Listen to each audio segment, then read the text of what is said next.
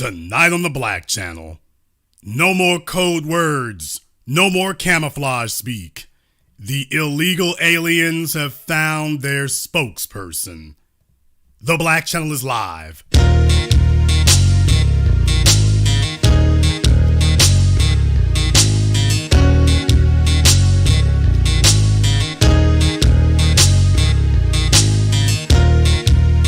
Unapologetic, unadulterated, and absolutely uncompromising. Greetings, brothers and sisters from around the world, and welcome back to the home, the haven, the stronghold, and the everlasting super fortress of intelligent black thought.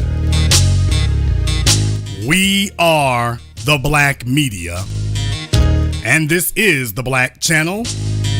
And I am your host, your brother, your humble servant, the voice of Black America, the Black Authority, broadcasting to you live from the only historically black college university of higher education and learning in the cosmos.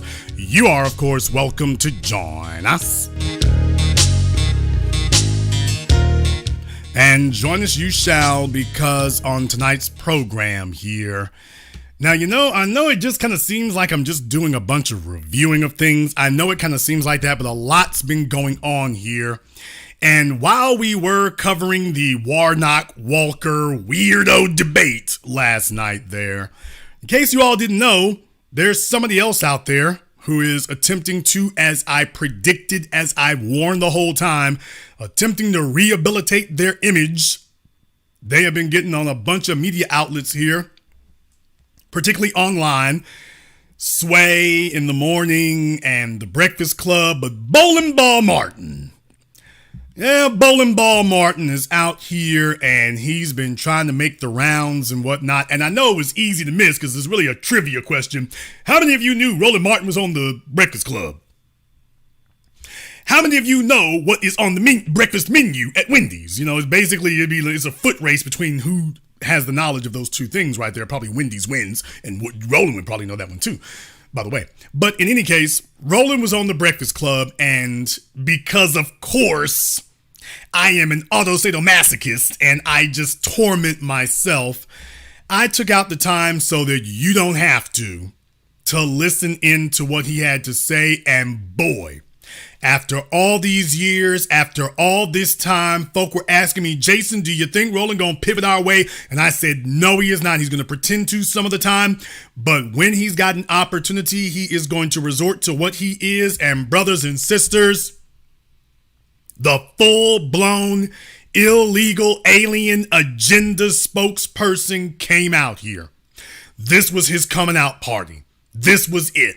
He took the gloves off. He's solely in the tank for illegals against black people. He gave out the whole replacement agenda and everything, proudly so. Proudly so. Lot to cover there, and we're going to go ahead and do that. So Roland was on The Breakfast Club. He was talking to Envy, Charlemagne, Angela Yee. And what I want to do here, I want to start from DJ Envy asked a question.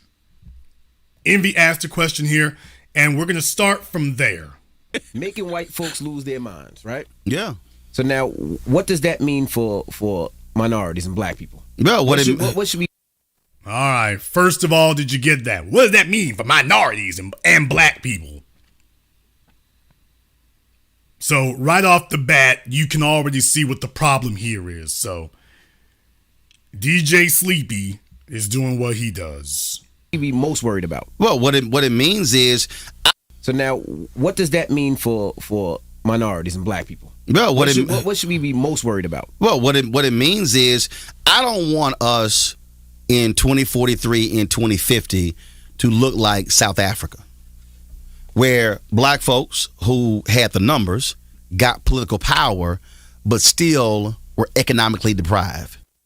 Okay, when have you all ever heard Roland Martin compare black people in America's situation to South Africa? As you all know, I have been saying this and sounding the warning alarm about this now for over a decade. that ultimately I see the end game in America to be the South Africa strategy, where white people become the numerical minority, but they retain the socioeconomic power, thus they remain the socioeconomic majority and still dictate what happens in the society. I've been saying that forever, and now Roland Martin out of nowhere is all of a sudden repeating what I said. Now we all know he listens to me. He'll be hate listening here tonight. He's like, oh, yeah, what is that Jason Black over there talking about? Is he talking about me? Yes, I am. But in any case, all of a sudden he's talking about South Africa now. So yeah, he's just picking up ideas from here and trying to make it sound like he's a lot smarter than he is. Second question, too often, as Kathy Hughes said, they ain't deeper than mustard on a hot dog. Now I was going to ask, you said making white folks lose their minds, right? Yeah. So now, what does that mean for minorities and black people? Well, what should we be most worried about? Well, what it means is I don't want us in 2043 and 2050 to look like South Africa, where black folks who had the numbers got political power, but still were economically deprived, were deprived educationally. Mm-hmm. And that's what it boils down to. This is about power, right? Did you catch that there? They were economically deprived and deprived educationally. So for him, he keeps trying to bring everything back to schools. And this is why I'm getting on your ass tonight, Negro, because you were sitting up here sneak dissing me and everything else while I was ill, talking about HBCUs being reparations and whatnot. No, it ain't. There's nothing you can do for an HBCU that is reparations. Reparations is for the masses, not for some cherry-picked institutions. So no, that is not what it is. So I'm back on you. Got political power, but still were economically deprived, were deprived educationally. Mm-hmm. And that's what it boils down to. This is about power. Right now, the Congressional Black Caucus has 58 members. Supreme Court is hearing 2 cases where there should be an additional seat in Louisiana and Alabama. That will go up to 60. Governor Ron DeSantis in Florida completely obliterates black districts because they want to elect more Republicans. That is about power. When you're talking about elected office, that's power. That's control over resources. That's allocating billions of dollars. That's what this thing all boils down to. And so what I'm talking about is we have to recognize what's going on here. We got to be in a situation where, okay, federal government right now, $560 billion is spent every single year on contracts. We get 1.67% of those contracts. Well, if you now have more of your representatives who are now using levels of power, it increases that. In the speech Saturday night. So, in any case here, he's going over numbers in the Congressional Black Caucus of something that we all understand, that the Congressional Black Caucus has done nothing here. He's talking about federal budgets. But does he actually have an answer to it? No. For the Congressional Black Caucus Foundation, Biden talked about taking those numbers up to, I think it was $100 billion. That's going to be a tall task, going from 9 to 100 in 5 years. But that's the whole point. When you talk about this infrastructure bill that was passed, $1.2 trillion, more than $600 billion, it's going to be for transportation. I moderated the panel with Secretary Pete Buttigieg, talking about how are we going to benefit from those contracts. Leveraging that is power. Okay, did you hear what he just said? I talked to Transportation Secretary Pete Buttigieg, and I asked him, how are we going to leverage that? You notice he didn't say how it's going to be leveraged. Did you notice that? He didn't say how it's going to be leveraged. He just tells you, well, you know, I asked him, how are we going to leverage that? I asked him how we're going to leverage that. Did you notice that? Not a single answer given in there what he's going to do. I just asked him, how are we going to leverage that? You look at the fight that we have in the advertising industry, $322 billion spent every year. Now you knew this was coming. You knew that this was coming. You all know that Roland Martin does not give an interview, certainly not an open subject one, where he doesn't pass the hat and tell you that the only problem in the world is you're not giving him enough money. That if the world would just give him more money, then everything would be fine. Now, you know that train not only is never late, it never misses a stop. Well, guess what? Roland showed up here and he wanted to make sure you understood that, by the way, the only thing folk need to do is spend more money, quote, advertising. They need to spend more money with him. Those contracts, leveraging that is power. You look at the fight that we have in the advertising industry, $322 billion spent every year, only 0.5% going to black-owned media. And we've now forced General Motors and Target and McDonald's and these numerous companies to increase their black-owned media spend. That's leveraging, using your leverage and influence to drive economic power. We? Who the hell is we? We told General Motors and McDonald's and Target to influence their black media spend with who? Who is we and who they increase it with? Now, we know that Roland got some little old raggedy side money from General Motors. Boy, he been wishing he could get a General Motors deal since he was back there bootlicking for Tom Joyner. But here he is telling everybody here, well, you know, the only thing y'all really need to do is spend more money with me. If you would spend more money with me, everything would be fine. That's what we need to do. You need to spend more money with me. So just understand that train is never late. And I wanted to make sure you all were aware that, by the way, Roland was on it. He wanted to make sure everybody understood. Now, then they asked him about Governor DeSantis and Governor Abbott in Texas flying the illegals out. And that's where old Roland lets the real thing come out. Since you brought up immigration, can you talk about the governors in Texas and Florida and the whole situation with the flying and busing migrants to Martha's Vineyard? That's to pushing DC? buttons of white fear. Here's the deal. Texas is, I'm native of Texas. I'm still registered to vote there. Do you understand the Texas economy? You take out Latinos and black people, buy Texas. Okay, nobody said anything about, quote, taking out Latinos and black people. Nobody said that. Nobody's suggesting that. You're being asked about illegal aliens.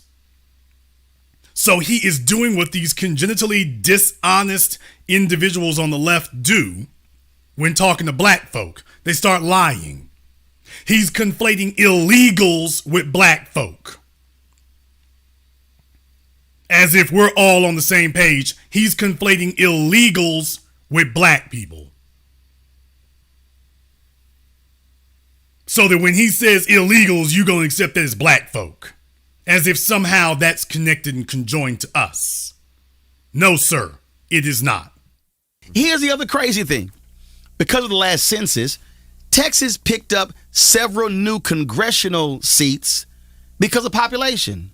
What fueled that population growth? Latinos.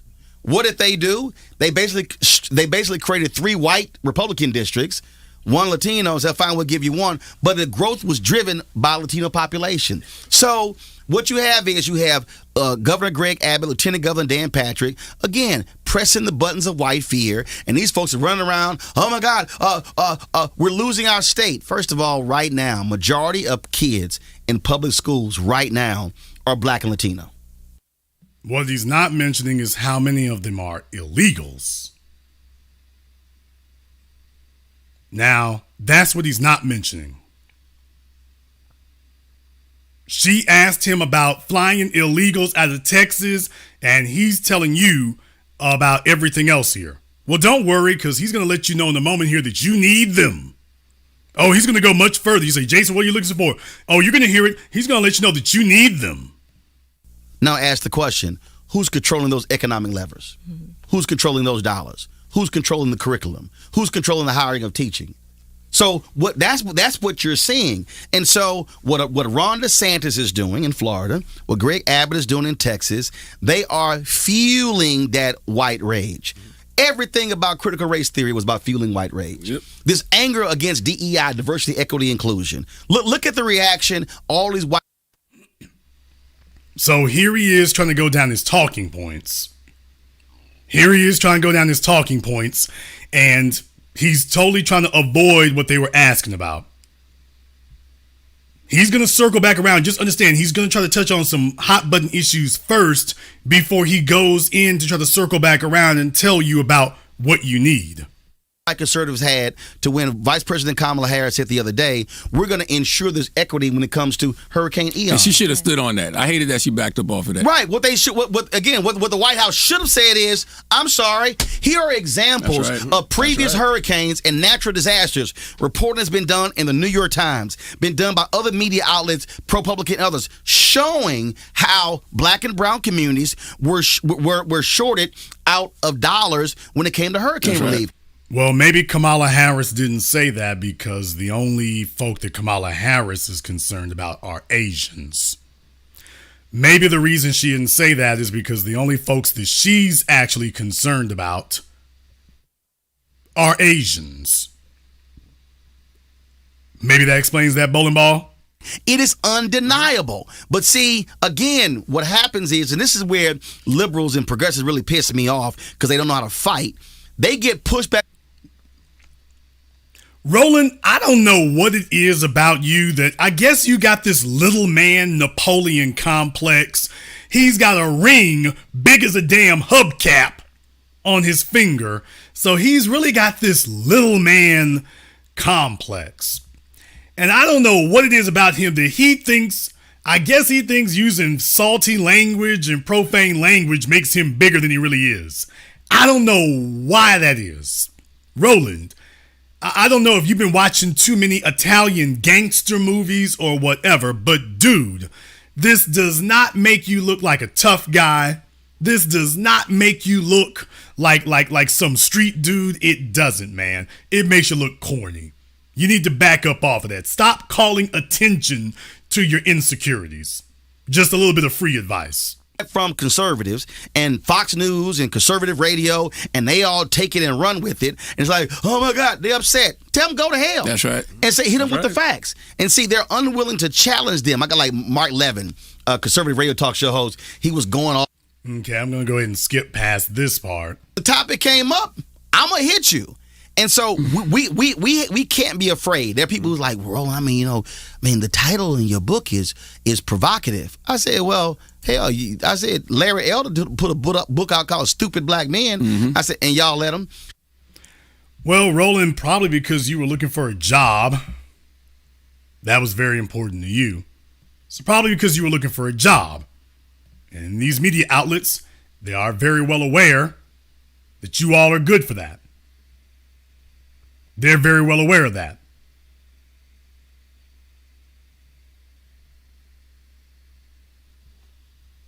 At this point now, Roland's trying to figure out some way to reinvent himself. Now he's trying to sit up here and talk one way, but just understand, eventually what they do is they circle back around. They circle back around.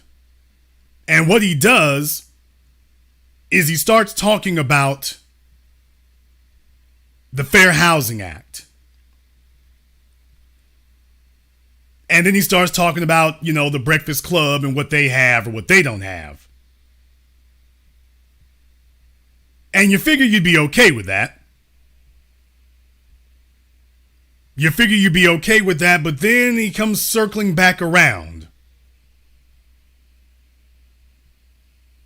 I'm going to skip forward a little bit here. I want to skip forward here a little bit to where he's talking about the car companies again, but by the way, because he says that, he never misses that. I want to make sure I go ahead and get that when he starts talking about the car companies again. All of these systems. And that means, how do you leverage it? So if you're a company out there, if you're a car company, here's my first question. What's your black market share? Your black market share is 12, 14, 15%. People go, we got to boycott. No. Here's the whole deal. because I had a meeting with one car company. I said, do y'all understand? I don't need to take you from 15 to 5. If I take you from 15 to 14, a bunch of y'all going to lose y'all jobs. If you all wanted to know how it is that Roland Martin, if you want to know what it is that Roland Martin says to white folk behind closed doors to make himself seem so influential, that was it. That was it right there.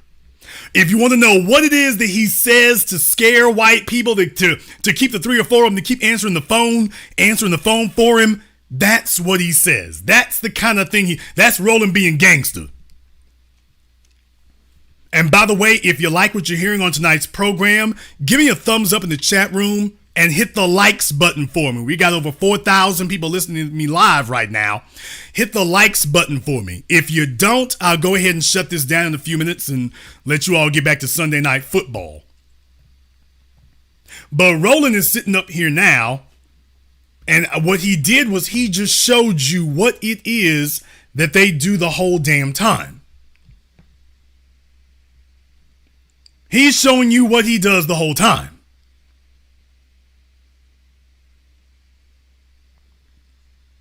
And what he does the whole time is he shows these people, well, you know, if you don't do what I say, then I can take your numbers down.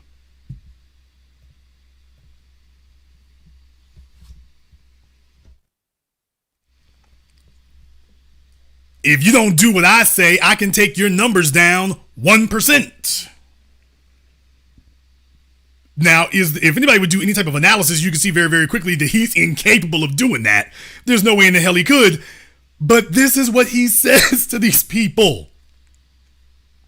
He tells them that if you all deal with me, I can boost your numbers by 1%. This is the talk that he's having with them.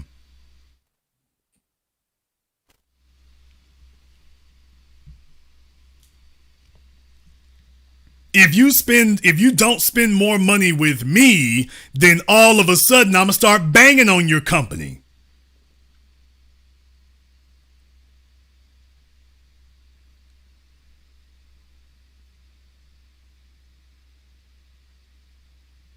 Now, you notice I've been saying this for years now. You notice I've been saying this for years that Roland doesn't contribute anything of value. He doesn't have the ability to. He doesn't have the ability to.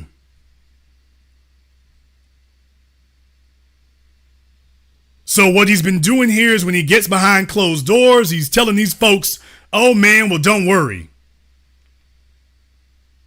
If you do what I say, I'll run interference. Because understand, if on the one hand he's saying I can take your numbers down, doesn't the inverse of that mean that, by the way, if you play ball with me, I'll carry the water and whatever you want?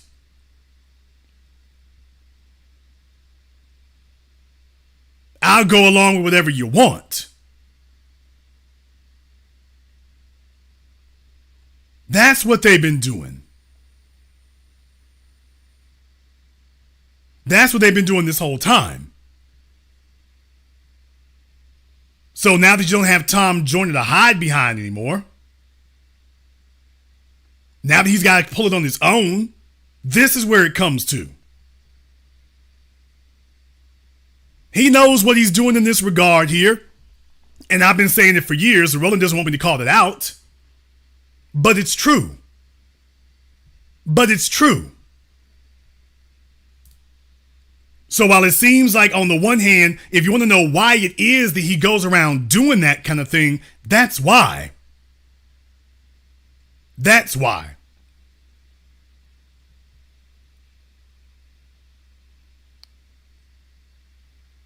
Now, what I want to do here, I'm going to go back a little bit. I want to go back a little bit, and I want you to hear what he had to say here. I want to go back here a little bit and hear what he had to say about white folk complaining about folks' numbers and whatnot and welfare. I want to play that for you.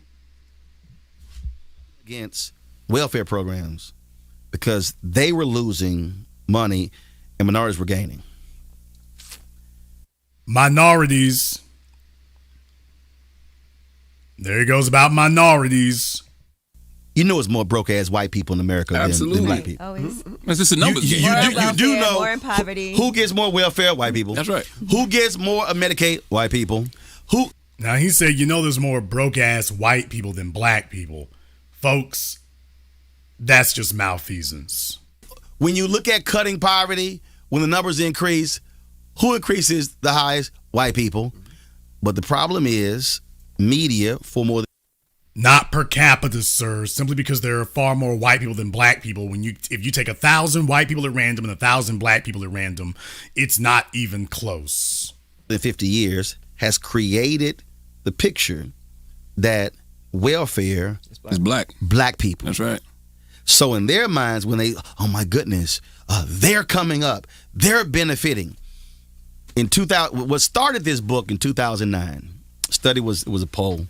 The question was asked, this is around Obama's inauguration. Are you optimistic about the future of America for your children? Now listen to what he says the numbers are. Every group, black, Latino, Asian, yes. Majority said yes. Only one group was less than the majority, white Americans. September 2016, question was asked, are you optimistic about the future of America economically for the next 10 years? Black people, lowest wealth, highest optimism. Now, if that doesn't prove, even if you take those numbers as accurate, if that doesn't prove that most black people have been deceived and bamboozled, I don't know what the hell will. You're at the bottom of the economic ladder, always have been. There isn't anything that's actually changing. Who's most optimistic? So people like Roland during the Obama years, people like Roland were sent around to go dance a jig for Hillary Clinton and tell black folk that things are getting better. Well, why? Because you feel it's getting better, not because anything's actually happening, not because anything's actually improving. So understand, he shakes down corporations to get a couple of extra pennies. He gets mobbed up with the Democrats to tell black folk everything's fine. Everything's great, everything's fine. Meanwhile, we all know that's not the case. Latinos, second lowest wealth, highest optimism. White people, highest wealth by far, lowest optimism. And you got to say, hold up, how y'all got more money than anybody else with the lowest optimism? Because they see that train coming. Because their children now have to compete. You got white men in Hollywood right now. Man, we can't get no job. All the black people, we can't get a job. Oh, I'm sorry. Y'all are used to getting 95% of the jobs. Now you're getting 88%, and you're pissed it went down 7. Look at the author James Patterson. I don't care about that grant, that $1 million he just gave Howard University. Why did he give it? Because previously he said it's tough now for white men to get books published. Have y'all seen the book publishing world and how many white men got books published? And even when you look at the New York Times list, like those lists are so racially biased. Bruh. Like the top 10 would mostly be white people. Well, I'm glad you all are concerned about the New York Times, because that tells you what they're interested in. The rest of us don't have the option of being in the New York Times, but that's what they're concerned about. The New York Times.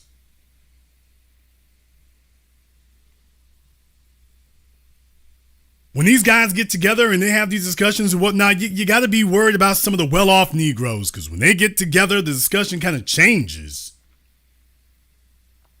It kind of changes and it turns really foreign from the rest of us. Doesn't sound like the kind of thing that we talk about.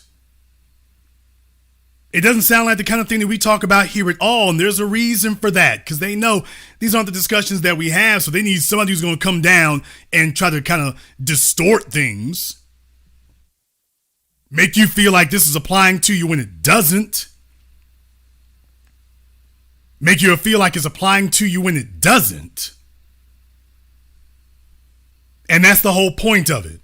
Can you feel like it's applying to you when it really doesn't?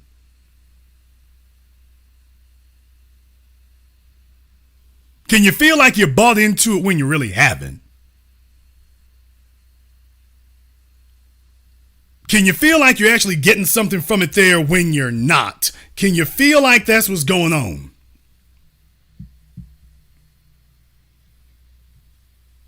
Now, what I want to do here is go to the part where he's talking about the birth and death rates. I want to go to that. He talks about voter turnout, and then he talks about death and birth rates. Total turnout was white. Okay, so people sit here and go, "Oh, without black folks won this election." Okay, yes and no, but the bottom line is here. That means that African Americans, Latinos, Asian, Native Americans, all combined, we were about 28-30%. We, all combined, we were about 28-30%. Tell me more. Total. But you're now seeing that drop. You're now seeing how the numbers are changing. So when you hear the great replacement theory, okay, this fear they're replacing us. No, they're replacing you. White folks, y'all stop having babies. Y'all stop having sex. That's what actually happened. And the opioid epidemic and further increased that. Caused the white death rate. Caused the white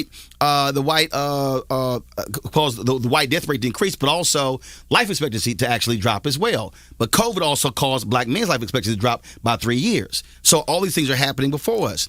The thing that they right now, I think it's about 12 states, the annual white death rate is higher than the white birth rate. So they're angry about an increasing minority population. Y'all the ones who stopped screwing. How you mad at us? Okay, now, this seems to sound like what he's saying is just incidental and anybody can get behind that. And, well, I mean, what's there not to be able to understand about that? Wait for it. Wait for the turn here. Wait for it. Well, it's y'all's fault for not doing X, Y, Z, and whatever. Okay, got that. Where's the turn? Because you stopped having kids. And this has been going on in Europe for the last 15 years. The reason you had this immigration backlash in Europe is because guess what? Italians, their numbers start dropping. The French, the Germans. And so Oh, so did you hear that? The reason that they're having an immigration backlash in Europe. Now, he didn't say illegal aliens. He's talking about illegals, not immigrants, illegals. The reason they're having a immigration backlash, illegal alien backlash. So recognize he's a dishonest little bastard. He keeps using these terms interchangeably. And so for nations to continue, and so Italians, their numbers start dropping. The French, the Germans. And so for nations to continue to be strong, you literally have to replace people, meaning you have to either birth more people or you must have immigration to be able to sustain a country economically. That's just simple math. And folks are hating that, but they don't want to deal with that. Well, I want to cover everything else before I brought you to this part. Well, if you're going to keep a nation strong, then you have to bring in. You got to bring in illegals. Boy, I'm telling you, boy, he sounds like the Bilderbergs. He sounds like any of these, the Trilateral Commission and the Council on Foreign Relations. I mean, boy, he sounds like all these anti-black agendas. There it is. Let me go ahead and play that for you again. Italians, their numbers start dropping. The French, the Germans. And so for nations to continue to be strong, you literally have to replace people, meaning you have to either birth more people or you must have immigration to be able to sustain a country economically. That's just simple math. How many of you who live in New York City feel like you don't have enough people there?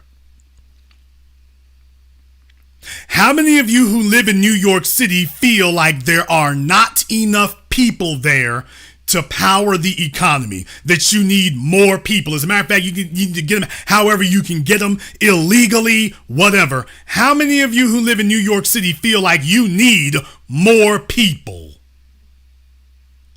How many of you who live in New Jersey feel like you need more people? Because Roland says you do. Now, he comes from Texas, the biggest landmass state, I think, next to Alaska. But he's comes from a great big wide open state, but he's telling you that in New York City, you need more people. How many of you who live in Philadelphia feel like you need more people?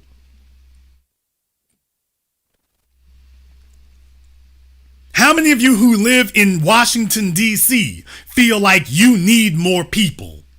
How many of you who live in Charlotte feel like you need more people? How many of you who live in Chicago feel like you need more people? How many of you who live in St. Louis, Minneapolis, feel like you need more people? How many of you who live in Florida or California feel like you need more people?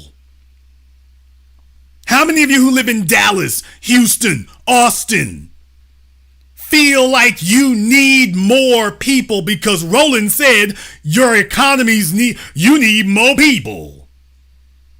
How many of you feel like who live in Atlanta with all the young black kids walking down the street trying to sell bottled water? How many of you feel like we need more people in Atlanta, in Birmingham, in Nashville, Tennessee, in Memphis, Tennessee? How many of you feel like you need more people?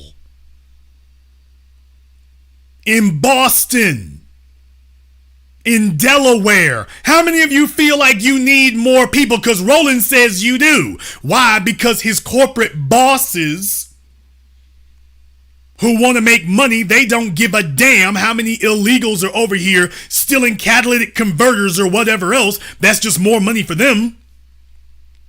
What he's saying is insane, and neither Angela Yee, DJ Skinsy, or Charlemagne the Fraud, none of them sat up here and called him on that. New York City is overpopulated, and Roland's talking about we need more people. We need more. You got so many damn people in New York City now that it's become a giant toilet that is literally running down Interstate 95 all the way down to Florida. And Roland says that's not enough. We need more people.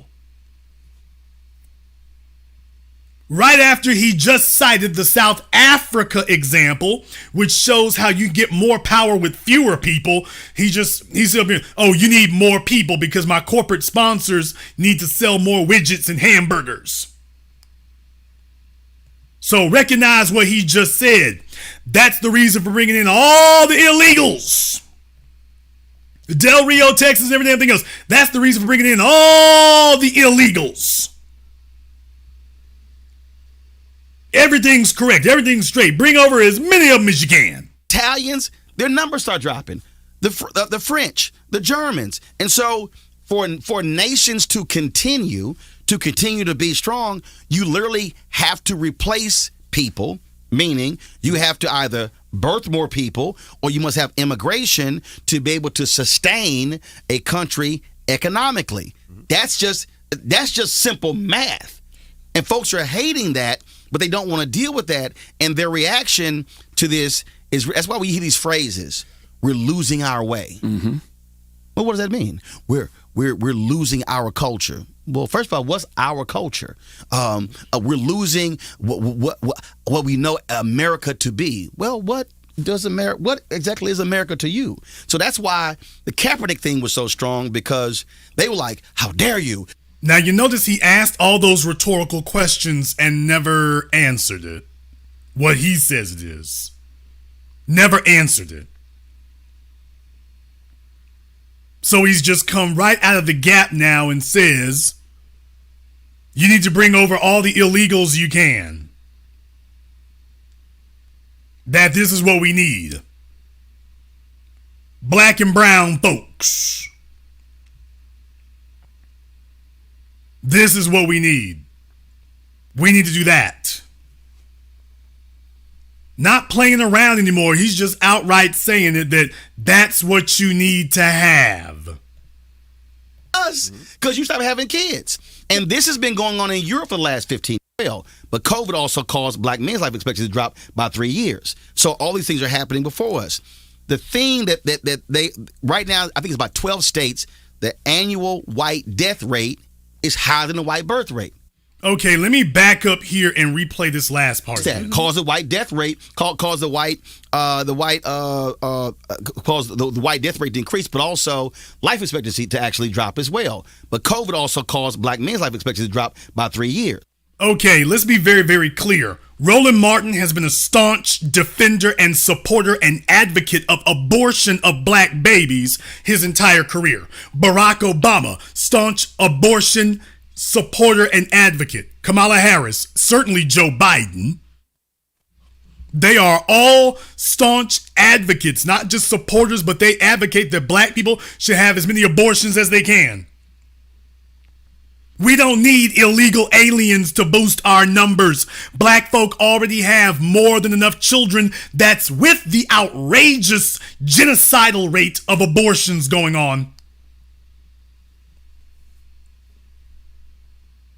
We don't need any illegals to shore up our numbers. So notice what they do advocate. Okay, black folk, you need to abort yourselves down to the very last baby, and then we will bring over non-descendants of slaves to replace your aborted babies.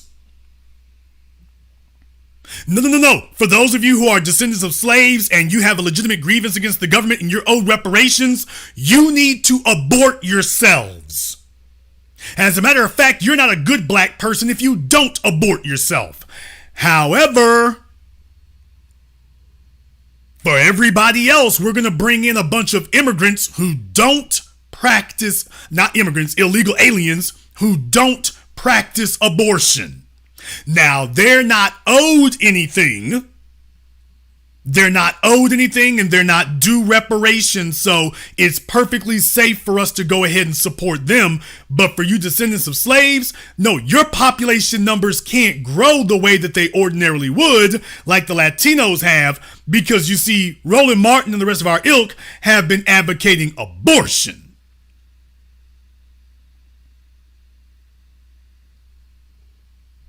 They've been advocating abortion for us and then talking about lowering population numbers. Well, you see, what are we going to do about all these black babies that Roland advocated us aborting? Well, don't worry, we can bring over immigrants like him. We'll bring over immigrants like him. And that is going to solve the issue. Just bring over more immigrants like him so that you completely erase and deplete the native black population who is owed reparations and has legitimate grievances.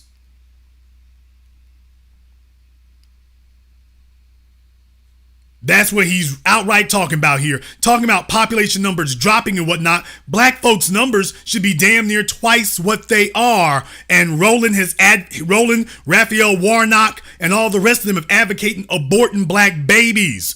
Kamala Harris, immigrant. Roland Martin, immigrant background. And all of them are staunch abortion supporters. But if you set up here, let me tell y'all something. What if they set up an abortion clinic in Del Rio, Texas, when all them Haitians were trying to come over? Oh, hell.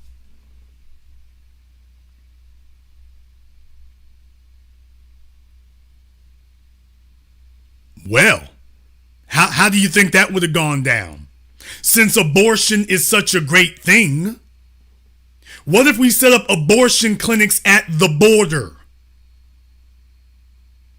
and pressured the illegal aliens and said, you know, Guadalupe, you really can't take care of all these kids like this, you know. Give us 15 minutes, we can get that taken care of for you.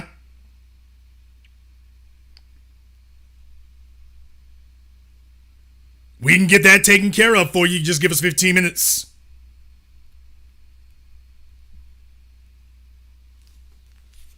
Think about that for a few moments. So what they keep imposing on us, why don't we do that where the illegals are? Hell, as a matter of fact, why are you doing it in America? Why are you not pressuring South America and Mexico to set up abortion clinics on every other corner, like you're trying to do like you did with black folk here in America? I'm just saying, he's not the least bit worried about black folk aborting their babies into the tens of millions.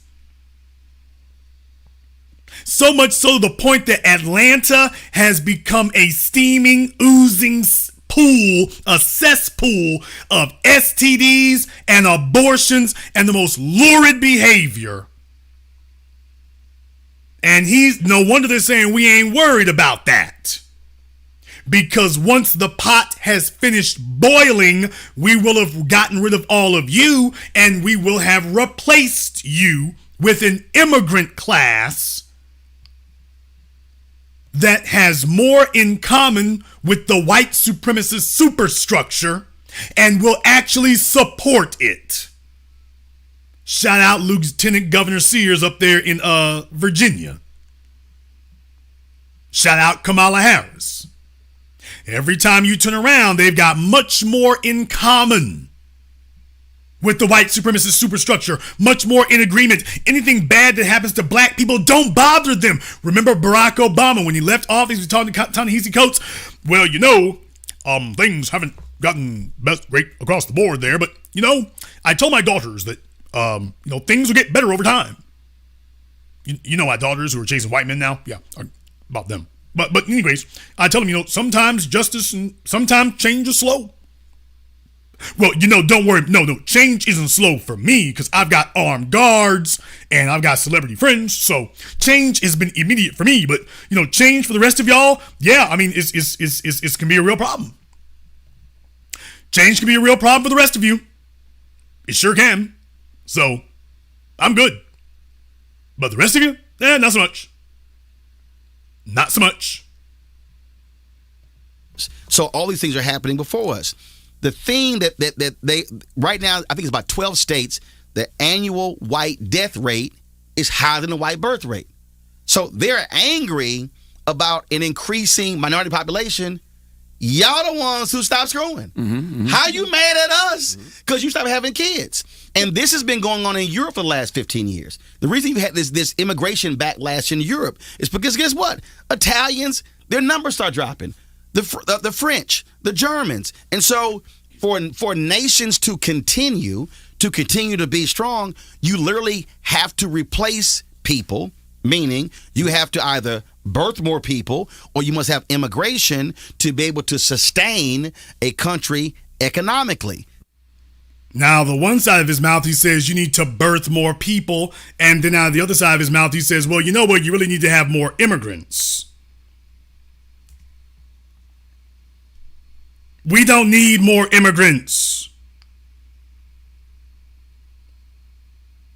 We don't need more immigrants. We can take care of replenishing our population numbers just fine. Nobody asked for that. We don't need more immigrants.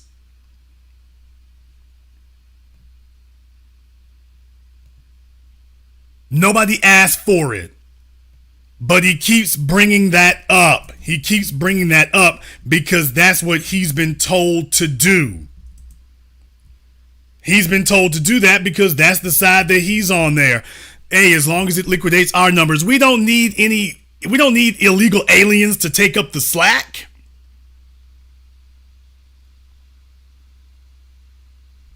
We don't need any illegal aliens to take up the slack. We've never needed that.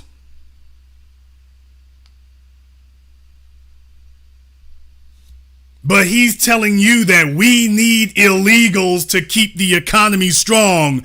Black folk built the economy. We don't need any help from anybody else.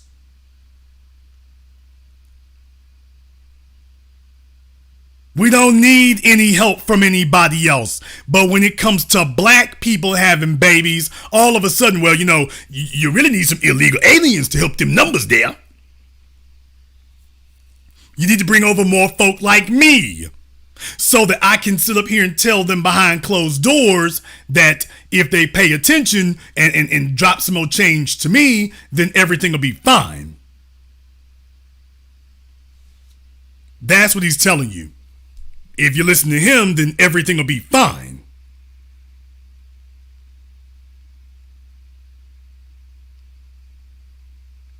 You see, he understands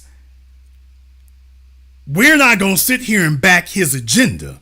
That's why the government now, is over 10% of folks in most places here are immigrants. They want to get that number to 70%. They want to make sure that overruns us. That's what they want to do. And then at that point right there, what reparations? Understand something. If they make the majority of black people in America non-descendants, non-foundational, all of a sudden you're going to see the white folk want to talk about reparations left and right. They'll be glad to talk about reparations then, when you no longer have an eligible black population to receive it. Yeah, they'll be all cool talking about reparations then. There won't be a problem discussing it just so long as nobody's gonna get it. So right now they play dumb about it. But as soon as they feel like they're no longer in trouble, okay, they'll be glad to discuss reparations then, just so long as nobody's going to get any. Just so long as no one's actually going to receive it. So Roland is perfectly fine with that. Notice, he hasn't pushed a pro-reparations agenda. He's still talking about HBCUs and ad dollars for him. He's not talking about reparations for the descendants of slaves, sat there in front of the Congressional Black Caucus and said nothing about it. He's not pushing a reparations agenda, but when it comes to illegals, he's telling you about how you need illegals for the economy. You need them in Texas. You can't, a nation needs illegals. He sounds like all of those open borders, Latino congressmen and whatnot. He sounds like them.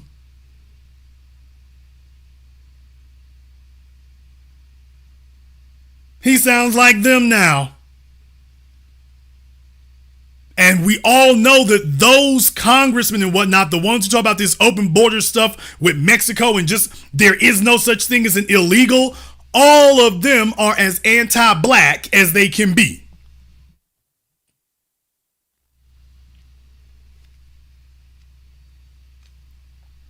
All of these white Latino congressmen and politicians who keep talking about letting over as many illegals from Mexico as you can, they are all as anti-black as they can be. And here's Roland Martin repeating their phrases and saying their lines. That tells you where he stands at. That tells you where he stands at. So he's just taken off the gloves. He's gone full-blown illegal alien agenda. Full blown. He's not even playing anymore. He's not even pretending that that's not what it's about anymore. That this is what it is. It's about an illegal alien agenda in order to erase and replace the black agenda. And I want you to understand, are you going to put it past Roland that that's part of the Faustian bargain that he's made with these corporations, is that he will bury the black agenda? That they'll talk about the usual complaints that black people have, but when we start talking about dealing with the real issues, then you bring on Michael Imhotep, and then you go on Tiffany Cross and you tell them that reparations ain't what we need, and white supremacy is not a big old issue, and what we really need are more vaccines and more HBCU funding. You notice Roland doesn't say anything. When he talks about what the rest of black society needs, he says that we need more education. and we need more health care. But when you ask Roland Martin what he needs, he says, oh no, you got to pony up them dollars. Did you all get that? Did you get that? When he talks to white people and the Breakfast Club about what black people as a group need, he tells you that we need scholarships, HBCUs, we need education. But he doesn't demand the same thing for the rest of us that he demands for himself. When you talk about what he needs, I went to General Motors and I said, y'all need to give me some of them ad dollars. I need to get more of them.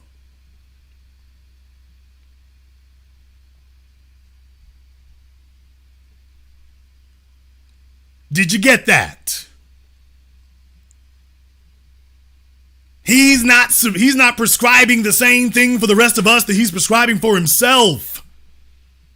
When it comes to, he's a typical Democrat anti-black operative. When he talks to other groups of people, he talks like he got some sense. When he talks about what he wants, he talks like he's got some sense. When he comes to us, he says, well, what y'all really need is health care and education. Oh, now for me, I don't need no more education. I went to Texas A&M, which is almost all you can eat. All you can masticate. But I need dollars. I don't need no education. These corporations, y'all need to break bread. He doesn't say to the corporations, well, you know what I really need? We really need more scholarships. So keep your ad dollars and deliver to us some scholarships. Roland doesn't say that. Not for himself. For the rest of us, yeah, bring on the scholarships. When Roland comes through the door and gets behind closed doors with CNN, General Motors, Target, McDonald's, whatever, all it's about is y'all need to give dollars. You know what, Roland? That's the damn truth. That's what they need to do for all of us. That's the whole point. Black folk don't need more health care, vaccines, and diplomas and student loan forgiveness. They need to cut the check. Everybody at every level. That's what's needed. You know why we know it's needed, Roland? Because that's what you're demanding for yourself. If that wasn't the answer, if funding HBCUs and scholarships were the answer, you would be negotiating for that with General Motors or Target. You'd be asking for that. You wouldn't be asking for anything else. You'd be asking for that.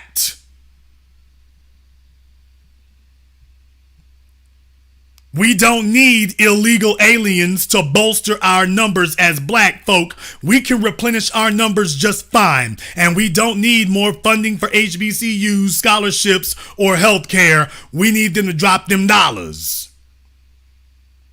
And we'll take care of the rest on our own. We'll take care of the rest ourselves.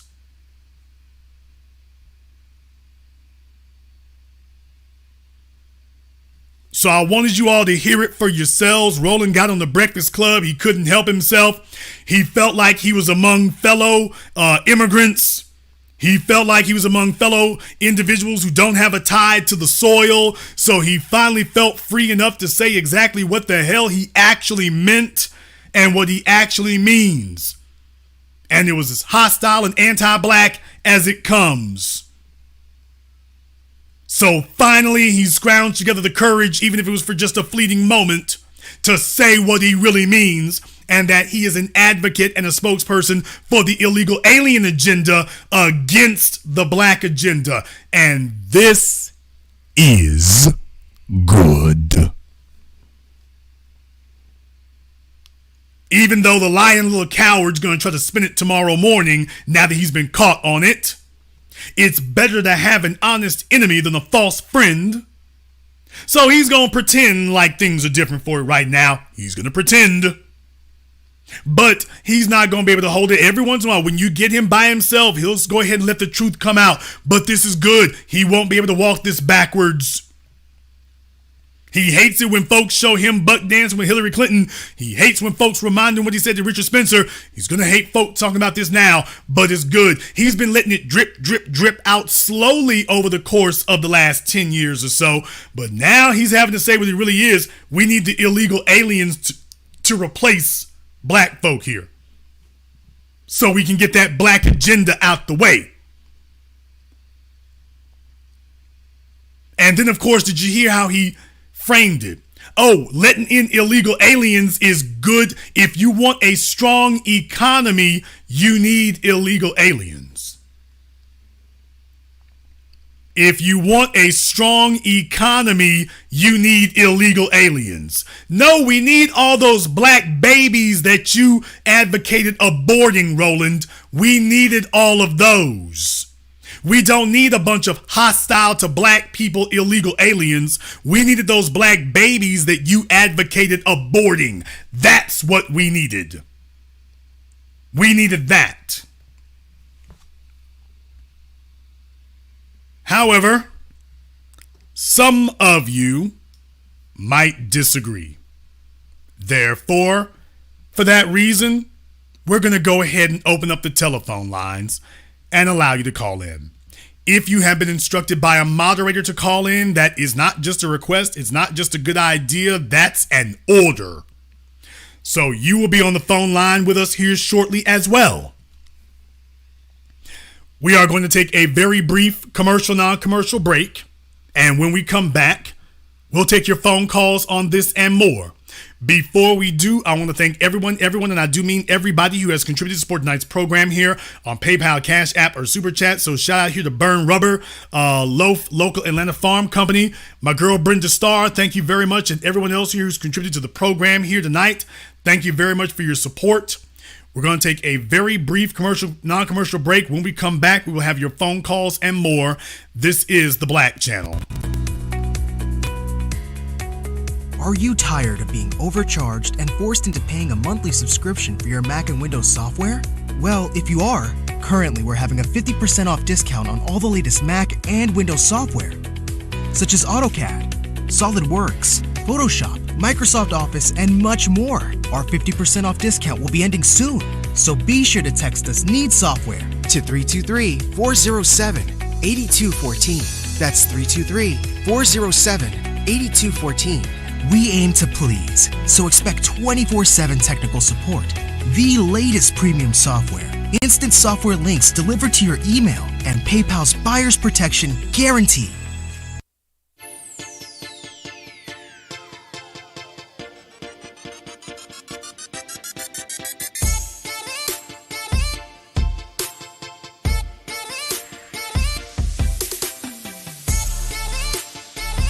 When you need a reliable influx of capital to grow your business, Spectre Capital Finance provides fast, individualized working capital loans with lines of credit to take your business to the next level. SpectreCapitalFinance.com.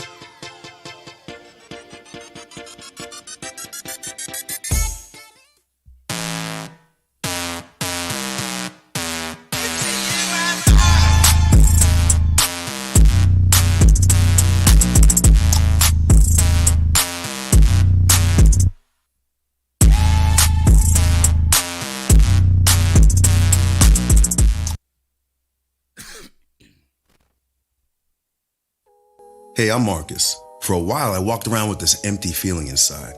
I had a full-time job, but not in the field I wanted to be in.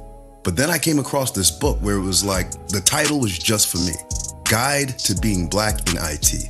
I read the book and the author took me through scenarios and gave me tips. I sat down and read it and it only took an hour. After I got done, I took advice in the book, practiced in the labs, and got certified. Then I literally got up and applied for a position with this company I've been looking at for a while and got the job. Thanks to that book, I worked my job with confidence. If you're looking to get into IT or even in the field, now this is a must-read book. Go to www.beingblackinit.com.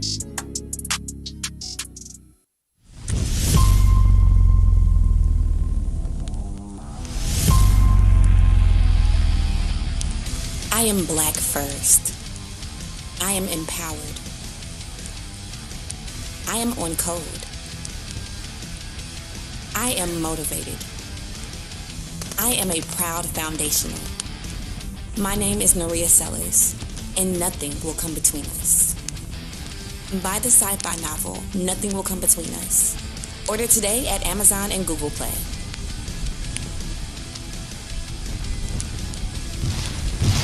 Visit spiritofo1811publishing.com. Our story, our family. Join 6zeros.net, a forum built to discuss all things relevant to Black people. On our forum, a check doesn't mean you're famous. It means your Blackness has been verified by our staff. Sorry, Chad. We also have premium merchandise with same-day shipping on most orders. And when you're ready for some dope content, check out the 0 Hour blog. Don't you sign up, post.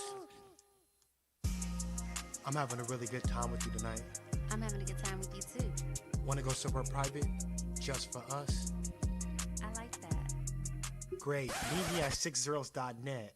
Black owned, Black operated.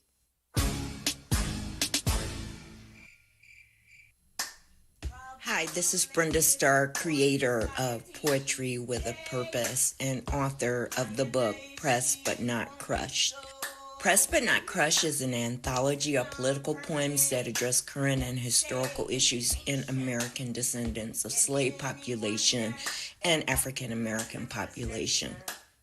The book describes slaveries and its residuals, Jim Crow segregation, social depredation, and other relevant issues to American descendants of slaves and African Americans, including the current political climate that does not address our issues.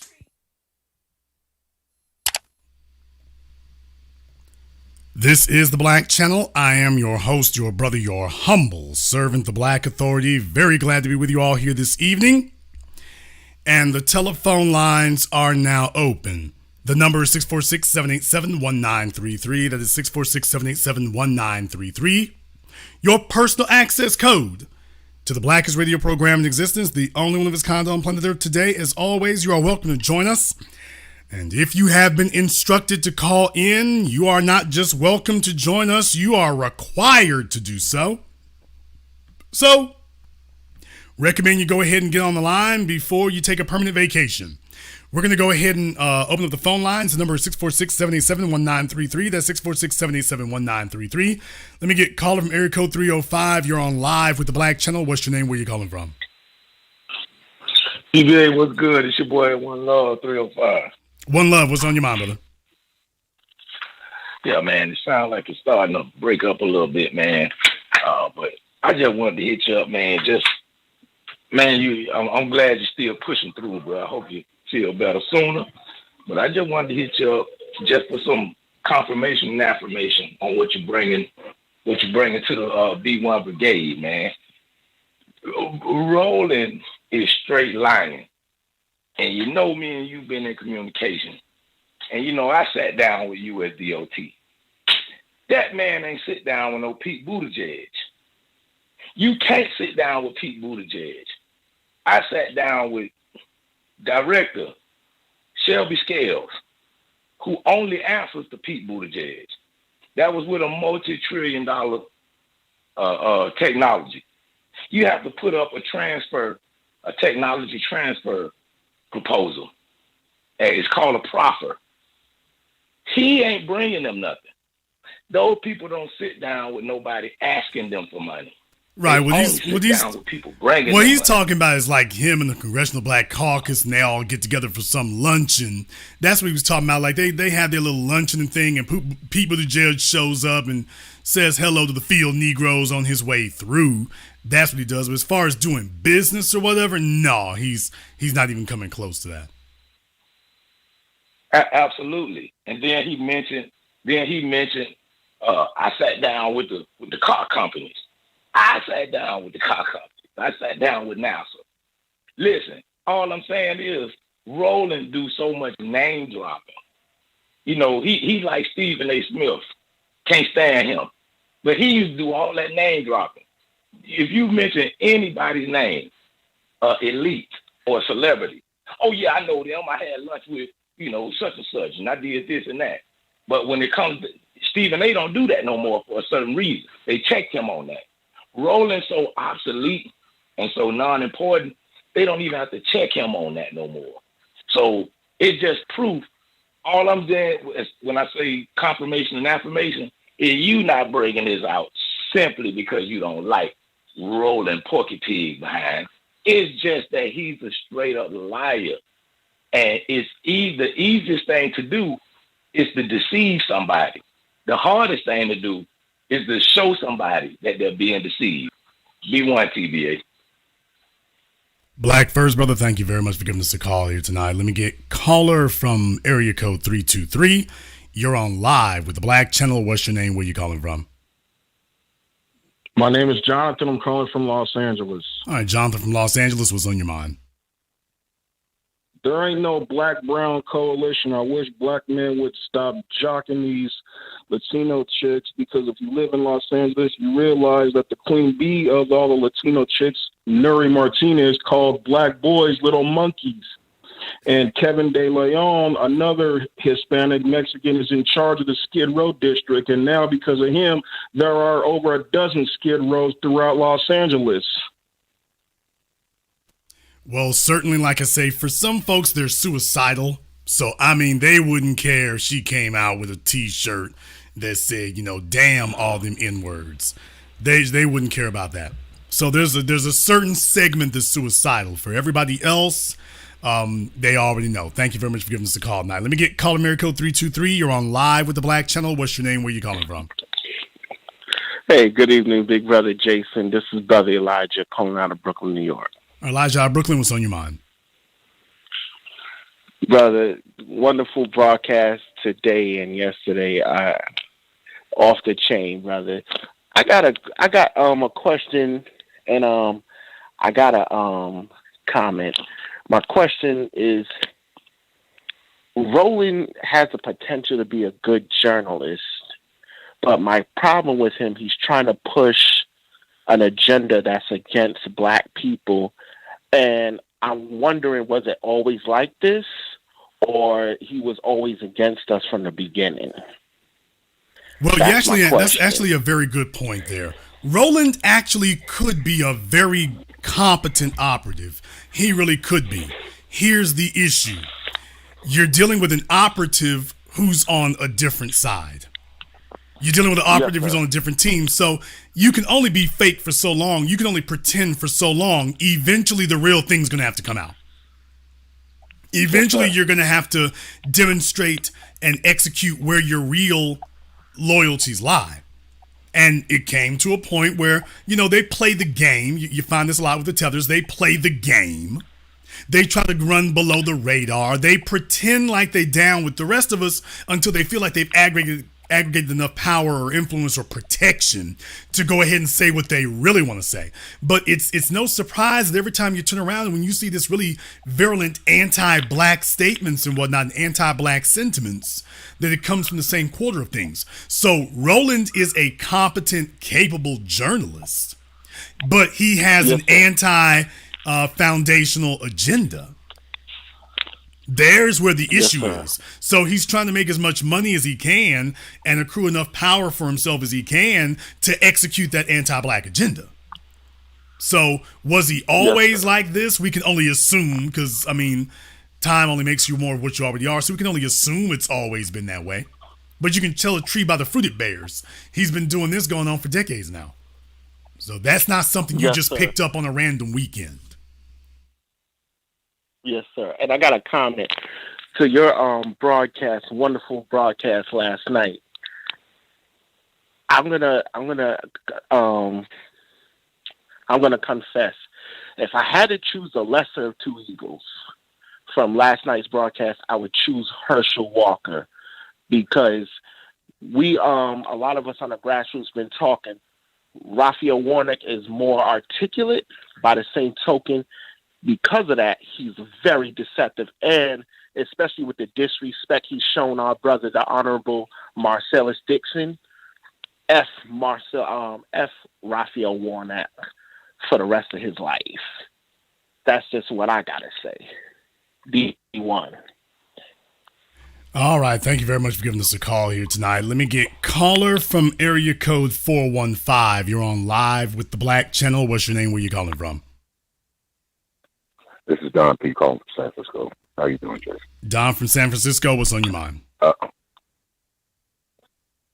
Congrats on 2 great shows this weekend. You came back with a theory. I hope you keep improving in your health. These raccoons, so I'm glad he showed us exactly where he stands. You know, not like we didn't know this stuff already. I read a very good book called The Other America by Michael Harrington. And there's a chapter in there called If You're Black, Get Back. And this book was written in 1959. I just got this new book called Back of the Hiring Line, a 200-year history of immigration surges, employment bias, and depression of black wealth. I can't wait to get into it. But this is the reality. You know, I'm 58 years old, and this is what I've seen in the Bay Area. I've seen the jobs we used to have. Pedro and Jesus and Carlos now have them. Maria, Mammy is now Maria, and Consuelo. And now they've moved into the offices, and so they become supervisors and management, and they bring their people in and push us out. They live in the houses in the neighborhoods we used to live in because of these tricky banks and crap like that. It's it's just an elimination of black people. They're just trying to just really just social genocide through what do you call it? Colonization. Yeah, urban colonization. That's all they do is they come into places and then they make it look like them. And if it's not a place they want, then they let them have it. Or they'll come and bring these other new folks they bring in. So this is just a game to get rid of us. And we got to know who the conspirators on their side is first. So when the line gets drawn, we all step back on the other side of it. You know, we kill everybody on the other that's side. a very good point you know, there. You know what I'm saying? You're right. Now, that reminds me of 2 things. You know, number one, back when you had crime problems among black children, among white kids, you know, Father Flager and things like that, Boys Town and whatnot, you know, and they covered this in, of all people, Ava DuVernay's 13 documentary. Michelle Alexander talked about that. When you had truancy and crime among young white kids, they set up an apparatus for the purposes of not just reforming them, but giving them other opportunities. They set up an apparatus that did that. They didn't try to bury them in illegals. They set up an apparatus to resolve that. After World War II, when America realized how woefully behind the educational and economic leaps of Germany that America was, when you talk about the freeway system and rocket engineering and things like that, Eisenhower and friends, they went to work. Next thing you know, you had what we used to have in schools in America, home ec, woodworking, mechanical. Those were things that were taught in school, grade school. You didn't have to get to college or technical school. This was taught in grade school. And I've watched in my lifetime as all these technical skills that were in schools and high schools and mine and yours, they've removed them all now. They removed those, and now instead of your kids being handy around the house, which they were taught in elementary school or grade school, in high school how to be handy around the house, they were taught woodwork. They called it woodworking, which is really carpentry. Instead of being taught that in high school, whether the kids had a father in the home or not, whether the boys had a father in the home or not, they had the option of taking a class in high school that would teach them these technical skills: woodworking, machining, drafting, automotive repair, whether they had a father in the home or not. And that's what they were taught, with the exception, that's what they were taught without exception. They had those options. That was government policy. Don't ever underestimate the power of government policy. For those of you who are millennials, you've never known a time that the schools taught that. That's been gone. So you see, the previous generation was taught to be handy around the house, handy with things. They were technically capable, mechanically capable. Today, and that's where your labor class came from. Your welders, pipe fitters, machinists, lathe operators, carpenters, electricians. You know, all the things you need to do to build a house, to contract. You came out of high school understanding those things. In many cases, being able to do those things. Today, if you don't have a trade school nearby that teaches it, you don't get it. They're bringing over illegals from Mexico, most of them only halfway capable. But it used to be government policy to support that among the children here. To develop that among the children here. They did not rely upon an illegal alien agenda of bringing over illegals. That wasn't what they did. So for those of you who don't understand, if you live in California, Texas, or whatever, and you see the illegals building the houses and whatnot, that's a recent advent. That's not the way it was 40, 50 years ago. That's a recent advent. That too is government policy. It used to be the government policy to develop the skill set among the children here. It is now government policy to outsource that elsewhere, specifically so you can leave these young people, particularly black kids, destitute. Because it's not happening to the Latinos. As you all know, when the Latinos get together, they protect each other in vertical integration. They'll protect each other at that. If you have a Latino who owns a contracting business, it's going to be nothing but Latinos working for him. Legal and illegal. They're going to protect theirs. But also because the white government structure isn't going to target him. Even though he's breaking the law, they're not going to target him and do asset forfeiture. If you're black and you're breaking the law, all of a sudden you're getting arrested, asset forfeiture, here comes the IRS. That's government policy. Thank you very much for giving us a call here tonight, Don. Let me get caller from area code 571. You're on live with the Black Channel. What's your name? Where are you calling from? My name is Shakir. I'm calling from Arlington, Virginia. Shakir from Arlington. What's on your mind? You mentioned Roland doing the corporate shakedown. I think that's something that's, well, at least as far as I know, that's something that started with Jesse Jackson, who taught it to Al Sharpton, who taught it to Tamika Mallory, and Roland is picking up on it. You know, Professor Black Truth told us, he told us that something happened once is a coincidence. If it's twice, it's a phenomenon. If it's three times, it's a pattern. Well, this is something that, as I said, Jesse Jackson showed up, and these other guys are picking it up. And I just think that we need something to come from within our community to heal ourselves, to get away from these type of people. Because what you were talking about tonight is something that's very diabolical. Roland is asking us to abort our children and talking about importing all these illegals. That's a diabolical type of thing to be involved in. Absolutely, but for him, that's the answer. You got to understand, for them, that's the answer. All the sleeper agents have been sitting down and hiding for a while, but they're letting the real thing come out. These are some radical, outrageously violent agendas they have. Outrageously toxic and poisonous agendas that they have. And it's not a joke. Let me get caller from area code 415. You're on live with the Black Channel. What's your name? Where are you calling from? Hi, this is Denise in San Francisco. Denise in San Francisco, what's on your mind? I want to say Roland, whatever his name is, I be calling him Martian sometime. He's as phony as a $6 bill. Now he's getting on there talking all this, giving us his definition of power, and I fell asleep and had to keep waking myself up on that, okay? Then he talks about all this stuff about getting educated and getting health care. Now, suppose you got all that stuff. He ain't got no type of answer for you.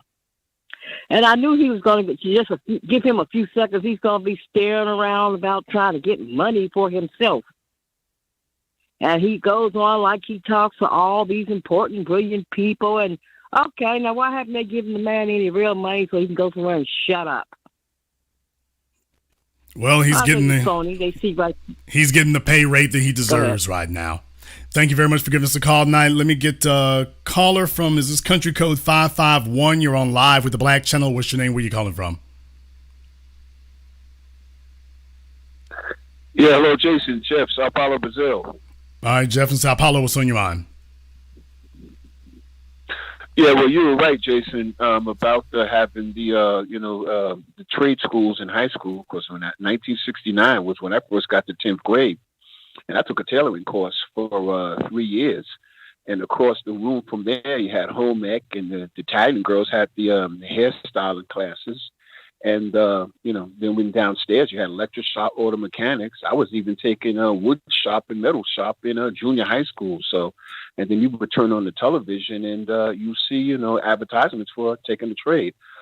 All that is gone. And even in my high school, a friend of mine, brother who was working there before he retired, he said, "No, Jeff, they closed down a vocational wing and turn that into a medical center now, like for nursing and things like that." So, yeah, they cut that out. Yeah, they cut all that out. So, that's it, man. It's very difficult for a young black male now in America. And I was in the suburbs of not far from Harlem in New Rochelle. I'm sure you're familiar with Westchester, New Rochelle, Mount Vernon, White Plains. That's where I went to school at. They don't even have it up there anymore. It's mostly white people and, some blacks. But no, I mean, because in their case now, as far as they're concerned, we don't have to do that. We'll get the illegals to take care of it. Or in many cases, like they've outsourced, the textile industry in America. They outsourced that everywhere else. When it was time to bring black people in to be the dominant workforce in the middle class, after the 60s, when it was time to bring us in to be the dominant workforce of the middle class, not the slave workforce and the under-the-table workforce, the dominant workforce in the middle class, here comes outsourcing of everything possible. Your automotive plants began moving. Your textile plants started closing down. We don't teach about, tailoring or being a seamstress. All of a sudden, you see all that getting phased out and you start sending it overseas. So Pakistan does your textiles now. Pakistan does your textiles. China does your simple stuff there. Between Pakistan and Vietnam, you were dropping bombs on Vietnam. Now you get your textiles out of Pakistan and Vietnam. That's not accidental. When you have American industry doing it at that huge of a scale, that's not accidental. That's an agenda.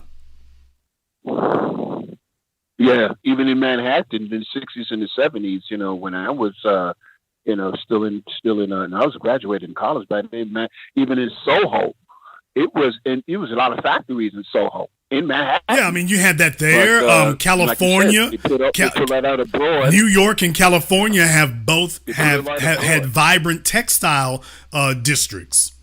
Both actually in California, you kind of still do, but it's not to the magnitude that it was. But yeah, they had some very vibrant, very large textile industries there and clothing industries where they were manufacturing it, but not to the extent that we used to have. So yes, a whole lot has changed and the children have been disinherited. That's not accidental. That's not like the garment district. That's the phrase I was looking for, is the garment district. But then you let the mafia come in. So government policy was to ignore the existence of the mafia and let them run all that. But they never did let black folk establish that. Thank you very much for giving us a call. Let me get caller Mary code 305. You're on live with the Black Channel. What's your name? Where you calling from? Jason Black, what's going on? This is Jay from Tampa Bay. All right, G from Tampa Bay. What's on your mind? I just have a question, sir. I know you was talking about what Roland Martin was talking about for illegal immigrants coming into America, and it's connected with abortion. And I was wondering that if we could take the Planned Parenthood out of the hood, but we can't take the lifestyle away from a lot of black females who live this lifestyle and consequentially end up in the abortion clinic. And I just think that we can blame the Democrats, we can blame Roland Martin, but at some point, you got to take responsibility and just say, we don't want to be programmed or brainwashed by this media or this Luciferian agenda. I just want to know what you want to say about that, sir. Well, certainly, where would you recommend we start with that? I recommend, sir, that it starts off with a lifestyle change. You know, once you change the lifestyle, how do you implement that lifestyle change, sir, specifically? My personal opinion, sir, I think more community awareness, hiring your own police officers, enlisting those police officers in the schools via DARE, drug awareness, resistance education. I find it funny that none of the race soldiers are. So you believe that having more black police officers in the schools will bring down the abortion rate? No. I'm not saying that. It's all one bad lifestyle. It's all. Okay, one, but sir, you were asked about you were asked about how to implement that, and the suggestion you gave was more black police officers in the schools, sir. I'm repeating your words. No. Okay, I am a proponent for hiring more black police officers. That's not going to stop the abortion rate. What's going to stop the abortion rate is a lifestyle change. Okay, sir, and give me specifically the lifestyle change that needs to be adopted. The need to do away with self-hate. A lot of black females hate what they see in the mirror. That has to go. Okay, that doesn't sound like a lifestyle change. It sounds like a behavioral change. But okay, how do we execute that? I would say first off, community, more competent black men fathers in households. That's where it has to start, because any other way it's not going to work. We're not going to reach them. Because I'm 32 myself in the Democrat Party. Okay, let's try something a little bit different here. How did the massive increase in abortion among black women begin? What caused it? Well, the actual number one, the self-hate issue, and the brainwashing by the Democratic leftist party. Okay. Thank you very much for giving us a call here tonight. No, not really. Caller from area code 718, you're on live with the Black Channel. What's your name? Where you calling from?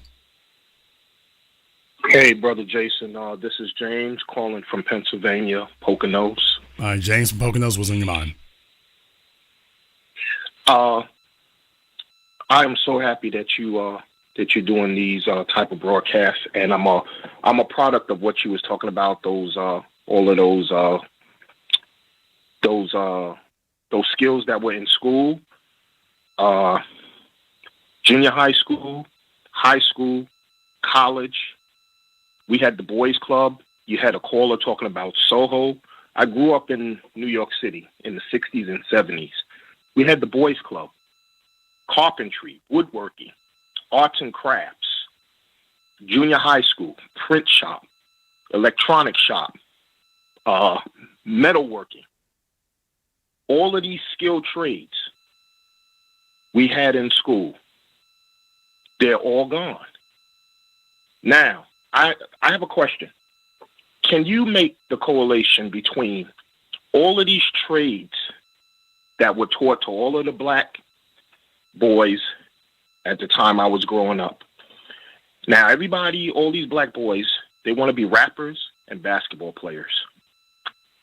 And they have no idea that it's almost impossible to be a professional basketball player or a rapper making millions and billions of dollars compared to all of these trades that are wide open to them.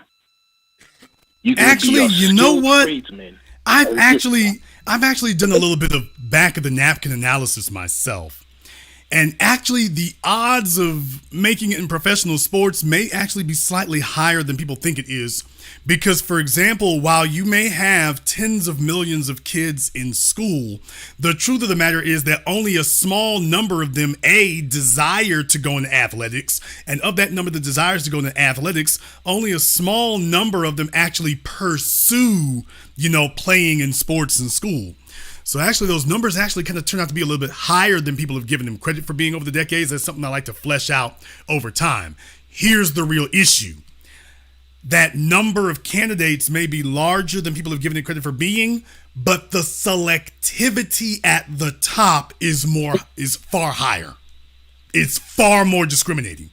So yes, if you are able to actually beat out the other candidates, the bar of performance is so incredibly high. So on the one hand, but here's the other issue though. These are things that were presented to them where they are. Because back in the 70s and 80s, we used to play street ball. Kids don't really even do that anymore. They got Xboxes and video game controllers, so they don't even really play street ball like that like they used to. When's the last time you saw that? Now, maybe in some large cities, you might see some kids set up one of those plastic basketball goals, but those are few and far between. It used to be that was everywhere. Man, we used to play football and baseball and things like that in the neighborhood all the time. We used to play that all the time. That doesn't happen like that anymore. With the ubiquity of cell phones and things like that, even those basic things are not happening. What used to be basic things are not happening with the frequency they used to anymore. So you can't rely on that. That's not really an excuse anymore. The circumstances have changed, is what I'm saying. You're right. You brought back some memories. I'm age 60 now.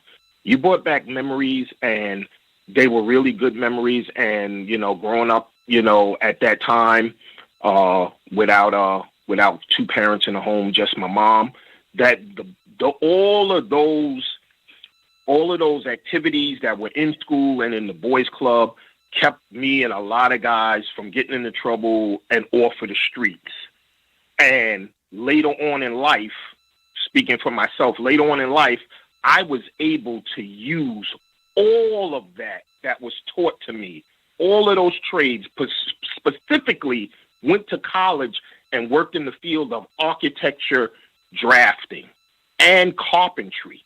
To this day, I can still do those activities from something that was taught to me back in the 60s, 50 decades ago. I'm sorry, 50 years ago. I would not steer any young black man in any direction as to if they're that good going into rapping or basketball playing. When there's a wide open field for welders, you mentioned it, welders, plumbing, electricians, carpentry. Well, what you have to understand is that in order to extract value from an economy, you have two options. You can pursue your passions, or you can develop a skill set. Those are your two options. Now, while it is part of the human spirit to want to pursue our passions because you tell yourself, I will be more happy and fulfilled at this thing that I like to do. Here's the issue. If you broke, that'll beat the enjoyment out of anything you think you want to do. I don't care how great of a basketball, I don't care how much you love basketball. If you're broke, take a look at the WNBA. They hate what they're doing. They're professional so-called basketball players, but the only thing they don't get is the same money that everybody else is getting, and they hate what they do as a result.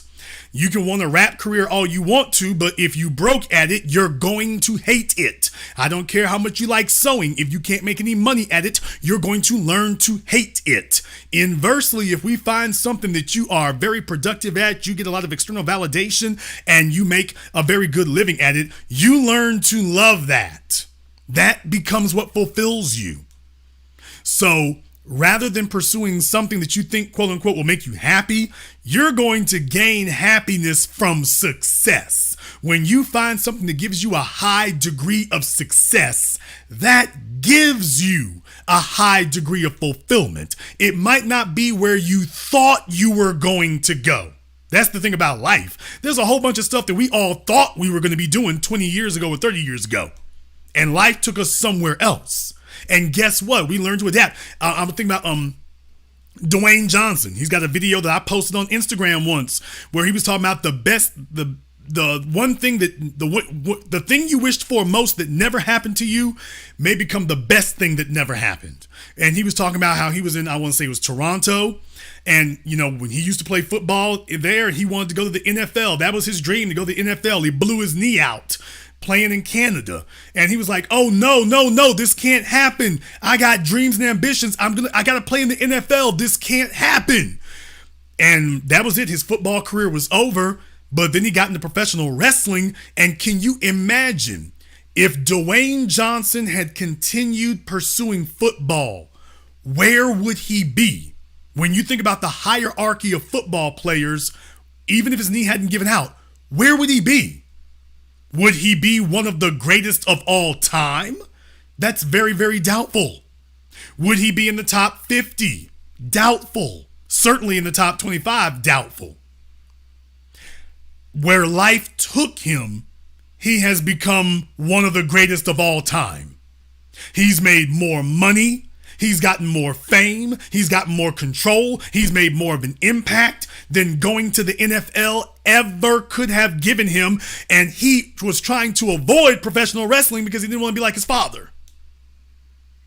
And then one day life told him, you gonna follow your daddy's footsteps. And he followed them better than his father ever did. For something he never thought was going to occur. So what I'm saying is that when somebody gives you a skill set, you don't have any idea where life may take you to develop that skill set. Dwayne always had physical gifts and physical skills, but he wanted to use them for football. Hey, I got these physical skills. Let me take this to the NFL. And life said, no, let's take it and put it in you. Something he didn't even think he could do. So there's a whole bunch of us who find it out in our lives.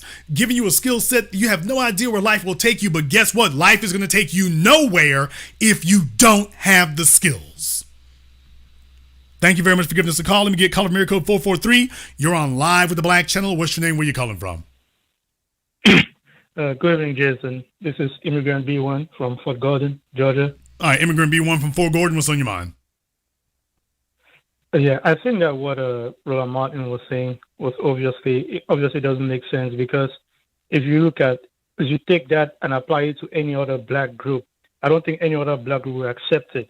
There's no country in Africa, for example, that would sit there and be okay with the native population being replaced.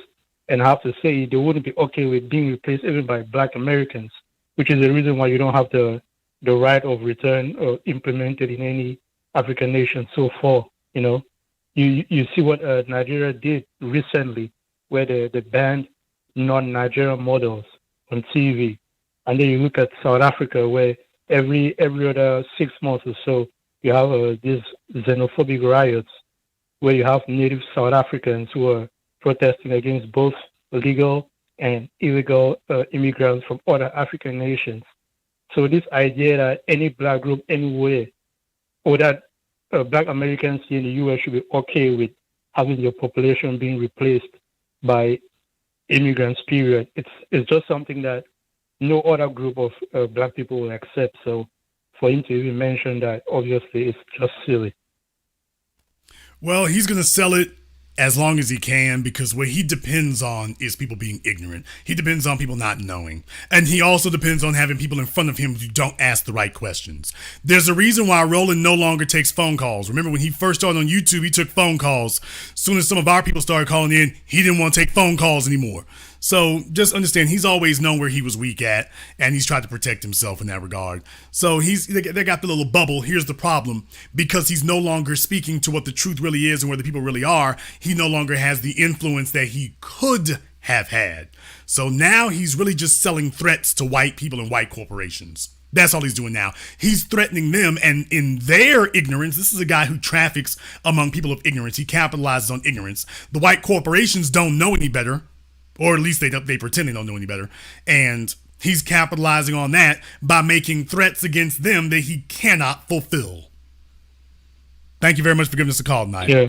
Let me get caller mirror code 904. You're on live with the Black Channel. What's your name? Where are you calling from?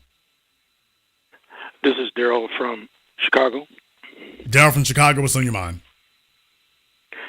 Jason, another excellent broadcast, and glad to hear that you're back, man. I appreciate that. Again, I'm gonna hit up on two things. One about the situation there with Roland Martin. That's just disgusting. But like you said, the truth came out, and it's gonna eventually come out. Sure, he tried to hide and do the T-Berry shuffle and all the other stuff, and it finally came out. But at the same time, he's gonna understand that once everything stains and we get reparations, it's going to be a different day. And then he's going to change his tune again. He's going to try his best to anyway, but that's going to be too late. And as far as the schools is concerned, what you talked about, I grew up through that situation where I had everything in the school. My high school, and I noticed the junior high or the middle school and the elementary, they were teaching printing. They were teaching wood shop. They were teaching, they call it tool and die later on, but they was teaching everything, horticulture, all of that stuff, home economics. I learned how to sew while I was in 8th grade, 7th and 8th grade. So all of those skills there that were in the school systems at that time. A lot of my friends, they didn't have dads. I had a dad, so my dad said always make sure you had a skill set, get your education, but also have a skill. It's going to take you far, And he was right. He was absolutely right on that end. But I just wanted to say that and just hang my hat right there. Yeah, again, when they talk about A&M, for example, you hear these schools talk about Texas A&M. The A&M stands for agricultural and mechanical. So that's right. Some of these things that we used to have in grade schools, and then they could pass you on to the colleges where they would take you to the next level of learning these things. They've broken the chain now, outsourced that, handed that wealth and power to the illegals, specifically for the purposes of undermining black people. So this is what a government agenda looks like. Thank you very much for giving us a call. Now let me get caller mirror code 313. You're on live with the Black Channel. What's your name? Where you calling from? What's going on, JB? This is Chico, Coach from Detroit. All right, Coach from Detroit. What's on your mind? Oh man, excellent program. I love what you do. I'm glad you're getting better with your health. But keep your foot on Roland Martin's neck, because this butterball needs to be exposed, because his agenda is not for black folks. His agenda is for immigrants and immigrants only. And that's all I wanted to say. Keep up the good work, brother. Thank you very much for giving us a call. Let me get caller from area code 928. You're on live with the Black Channel. What's your name? Where you calling from? Yes, this is Bruce from Arizona. All right, Bruce from Arizona. What's on your mind? You hit the nail on the head. When you talk about they took all of these skills, and I'm talking about skills that young people learned in school, and then you had counselors would ask you, what do you want to be? And you had a sense of, well, I don't like this, I don't like that. Now what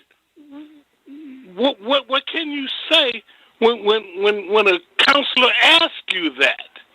Because you don't know what is out there. That's all I'm saying. I'm 71 years old, and I learned a lot of things. I took drafting, all of these skills. We had a class that laid bricks on our school in our senior square. Now, eventually they tore them up, but we laid them, and they were looking good. Why? Because we learned. What did we try to do? We tried to get them to start a brick mason class. Why? Because we had a brick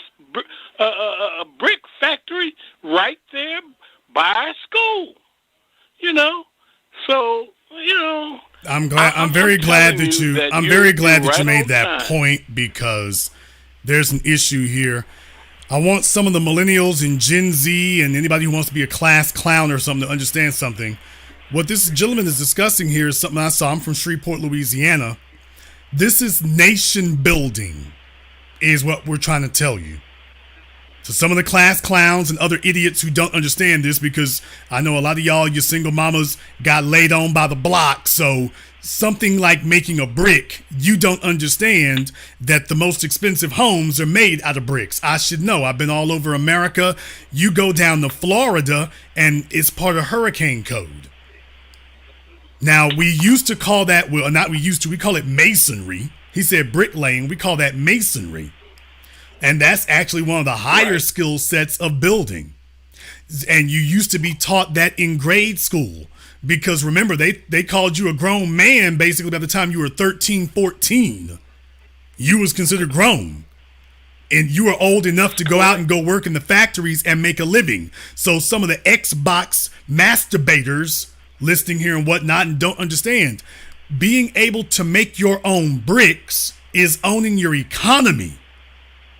Being able to make the raw materials that you use in your community and your environment, that is owning your economy.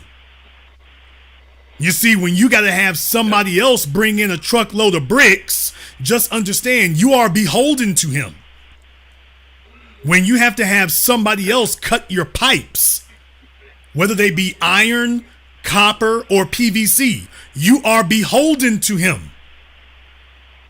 When you have to get these things done by somebody else, either because you don't have the raw materials or you don't have the knowledge to turn these items into what they need to be, you are beholden to him. So to the ADHD wing that this is somehow a foreign language to you, understand when he's talking about when we were in grade school, we were able to lay the bricks on our own, lay the cement.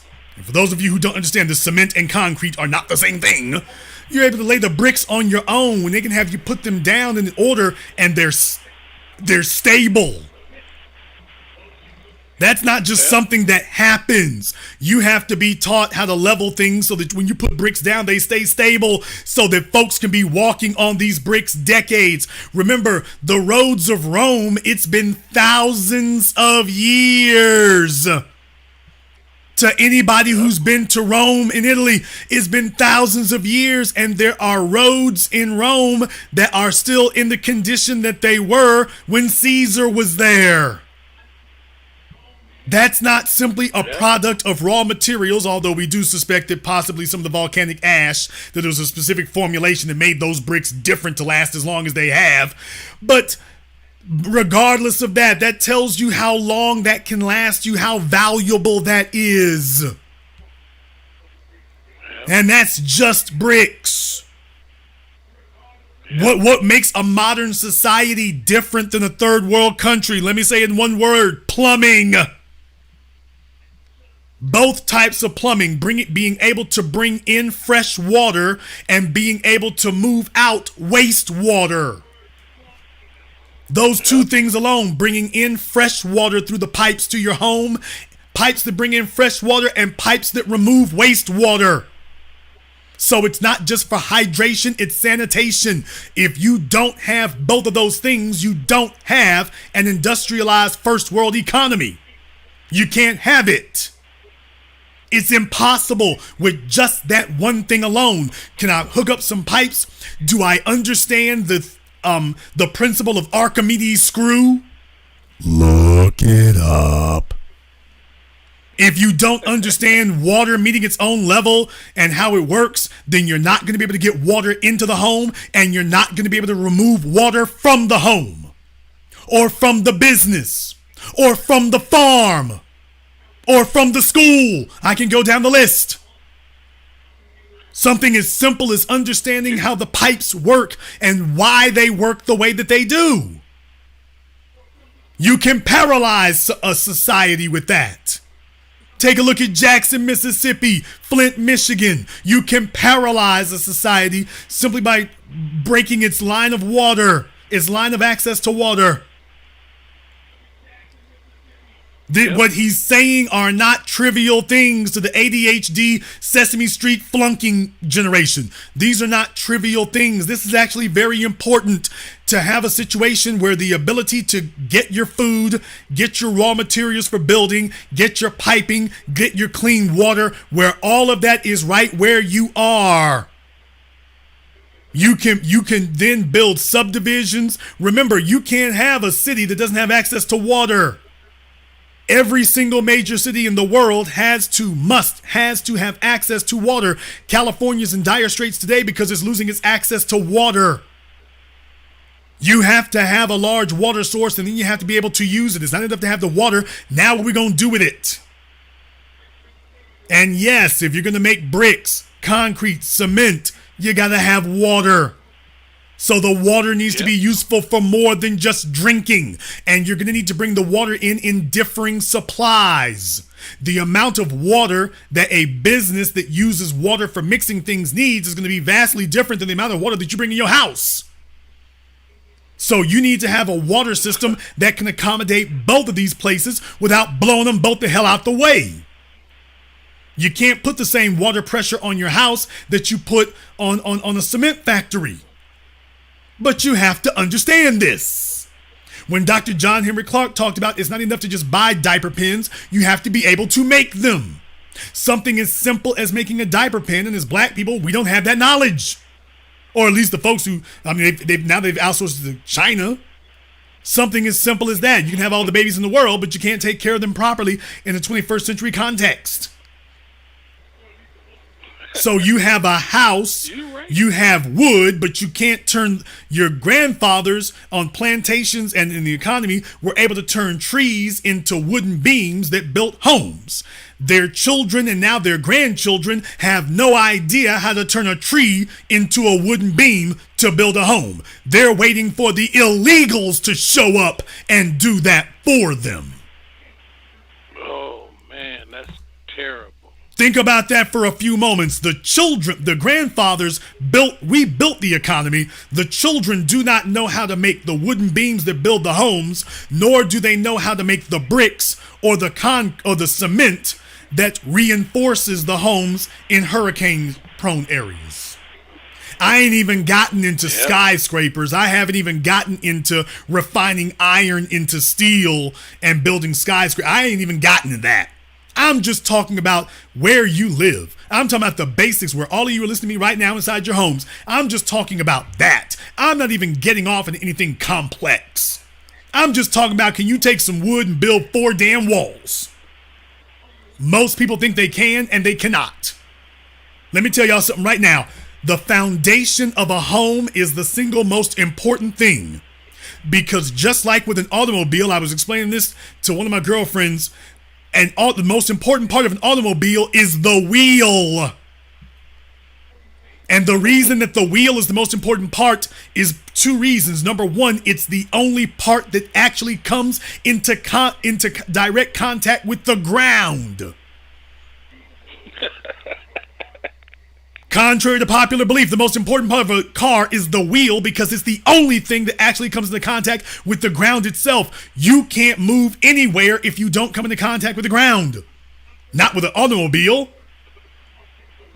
But the other thing is that the wheel is also what absorbs most of the shock from the road. Not your shocks, not your springs, not your struts. The wheels of the car, the tires of a car, absorb the overwhelming majority of all the potholes and shock and jarring on the vehicle.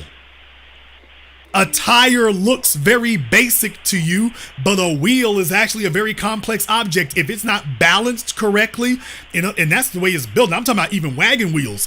It can't just be all wobbly and crazy built. It's got to actually be done correctly. That's the foundation of a car. Well, guess what? The foundation of a home is the most important thing because that is the part that comes into contact with the earth. But understand something. If you don't, the most important part of foundation building is leveling it. You got to make sure that the concrete foundation is flat and level and uniform. Because literally everything else is going to be put on top of it. So if you are not a person who knows how, you can't just lay down the big square that defines the parameters of the foundation of the home. You got to know how to make that thing level all the way across. Not part of the way. It's got to be level all the way across, or this structure is going to be fundamentally flawed. And a strong winds, decades of precipitation, cold weather that expands and contracts things is eventually going to destroy it far before its time. Now that comes down to just having something level. We've been doing that in architecture for centuries. That's been done for centuries, but the kids today in school have no idea how to do it. If you took them to Home Depot and told them to get a level, most of them wouldn't know what it was, and the few who did wouldn't know how to use it. So just understand what you're really taking a look at there. When he talks about something like we were able to make our own bricks, we laid our own bricks. Most of you today, if I took you to Home Depot and told you, you know what? I want you to do like the Property Brothers and lay some bricks in front of your house to make a walkway. Most of you couldn't do it. You would try it in the worst way, which is to try to put the bricks all in the same direction. You would just put them 4 across and try to go in the same direction. That's actually the worst way. The best way is to basically put them perpendicular to each other, like a zigzag pattern. That actually will last longer. But the bottom line is it ain't gonna work for you at all if you don't know what you're doing. So you don't know how to make a brick, you don't know how to lay a brick. You can't build anything. Something as basic as that. If I can teach you to make bricks and lay bricks, I can teach you to build a house. The young folk today are upset because the median home prices in America now are $400,000 damn dollars. Depending on where you are, between $350,000 and $400,000. And the illegals ain't worried about that because they're like, oh, we're okay. We know how to build a house. You sitting here waiting for the illegals to come build you one. Whereas if you're like the Amish, and I'm not saying you necessarily need to be like the Amish because that's contrary to a 21st century philosophy, but they know how to build their own houses, which in many ways makes them more technologically advanced than most of you listening to me right now. There's the great irony of it. The Amish with their wheelbarrows and making their own cheese and their own milk. By the way, they also know how to build their own houses by hand, which in effect actually makes them more technologically advanced than most of you listening to me right now. That's the great irony of it. They're actually more technologically advanced when you think about it. They're not worried about housing prices. They're not worried about housing prices. Thank you very much for giving us a call tonight, brother. Some of you in the chat room right there, like I said, you could sit around being the goofy ass little clowns and whatnot. The man is telling you something that you don't understand because you never had a father in your home, and that hood rat ass mama was waiting on a WIC voucher and niggas to come lay on top of her. But she did not raise sons who build anything. And something as simple as bricks. You need bricks for where the hell you live. You need wood for where the hell you live. You have no idea how to create something as simple as a wooden beam. If I put a log in front of you, you would not know how to create a level, flat 2x4. If I put a whole damn tree in front of you, you wouldn't be able to make one level, uniform, flat 2x4, much less make a stack of them.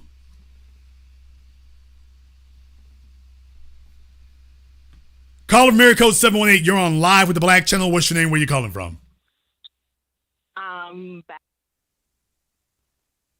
Okay, what's your name? Where you calling from? Sorry, phone's on mute. Babs from Brooklyn. Babs from Brooklyn playing on the phone. What's on your mind? Sorry you were sick, but a lot of the black churches, they were all built by masonry, and kids would learn since Reconstruction, they were built by blacks because that's why you had so many black churches, and they carried on the trade learning. And then I don't know, it was in high schools, and then all of a sudden it left. And so on two different levels. On the engineering level, they've got Hindus and Indians that have those jobs because, you're told, oh, that belongs to them. And then the illegals, the Spanish people coming in, they all have differences between each other, and they all work fast. And, you get the fast food or whatever. It's better if you go there or whatever. But, it was in our family history. They broke up the family, so that's why we don't know how to do that anymore. But the leveling. But I wanted to say this right now in Florida. If you have a truck and you can get rid of toxic waste and the debris that's going to be left over, you can make tons of money. And they're going to be set up for that because they're going to go for it. But the guys that have their own trucks, they should get certified to, collect debris, and because they're going to be looking for certified contractors to do that. So that's all I wanted to say, and just keep doing what you're doing, and thanks. Bye. Thank you very much for giving us a call. Now, let me get caller from area code 601. You're on live with the Black Channel. What's your name? Where you calling from? What's up, brother? This is Jeremiah from Jackson, Mississippi. All right, Jeremiah and Jackson, what's on your mind? Man, I love what you're doing, brother. And I was glad that I still have my father in my life, and he taught us these trades. My father got to be a genius. He had a PhD academically, but he got a PhD in life. A lot of stuff we learned how to do because, hell, he had 6 kids. So instead of paying somebody for it, hell, I got 2 niggas to do it. So he gets somebody to chop some trees down and said, don't leave it. Don't worry about taking the wood up. He had 4 boys. We chopped their wood and we made drains and stuff. Use jackhammers, busting up concrete, laying PVC pipe down, built retaining walls, put you did all kind of stuff. I know exactly talking about the level and stuff. It's good skills to know because, like in my gym, I had to build some walls in there because I had electrical stuff out.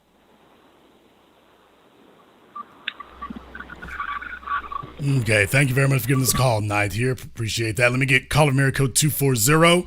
You're on live with the Black Channel. What's your name? Where you calling from? Hello, my name is William Jones. I'm here from Maryland State, Largo, Maryland. I just had, I'm sorry, what was the topic again for tonight's show?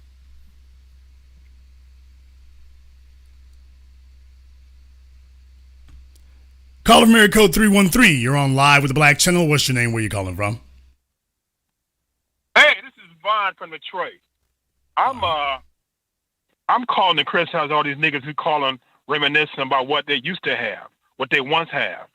If you used to have it and it's needed, why don't you go out to your school system and demand they bring it back, or find some way to start a black school for? Okay. Who are you talking about, sir? All these people. I remember they had carpentry in school. Okay, sir. I remember they had this and that in school. Right, all sir. the stuff it's needed. The message is taking over it. So why don't you go to your local school if you live in a urban city and demand they bring it back? Okay, don't sir. What city are you in? Detroit, brother. Okay, how old are you? I'm 48. Okay. And which skilled trade do you have, sir? I don't have no skilled trades. Okay. Do us a favor. Hang up the phone. Okay, I'll hang up the phone. All right. I know some of y'all get off. Some of them get up early. They get off in that hen. And they get drunk. Y'all niggas need to do more. What y'all talking about there? Glug, glug. Yeah, and another thing is... okay. Let's not get too lit now. Caller from area code 662. You're on live with the Black Channel. What's your name? Where you calling from? Yeah, this is Aaron calling from Tupelo. Aaron from Tupelo. What's on your mind? All right.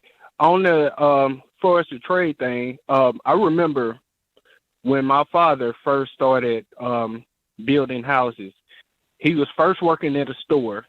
And then what he did, he decided that, I want to build houses. Now, he didn't go to school or anything like that. What he did, he just picked up a whole bunch of building books and a lot of the younger folks might not remember this, but he used to watch a lot of Bob Vila. If y'all remember Bob Vila, you know what I'm saying? He used to watch that all the time. And that's how he learned how to build houses and stuff like that. And then back in the day, then you can go take the test and you can be a contractor. So he ended up being a contractor. He built our house. And, later on, him and my mom divorced. So she ended up getting another house right beside the old house. So we ended up breaking down the old house because it had those old bricks. And anybody know about, my dad used to always say, the old bricks are better than the new bricks.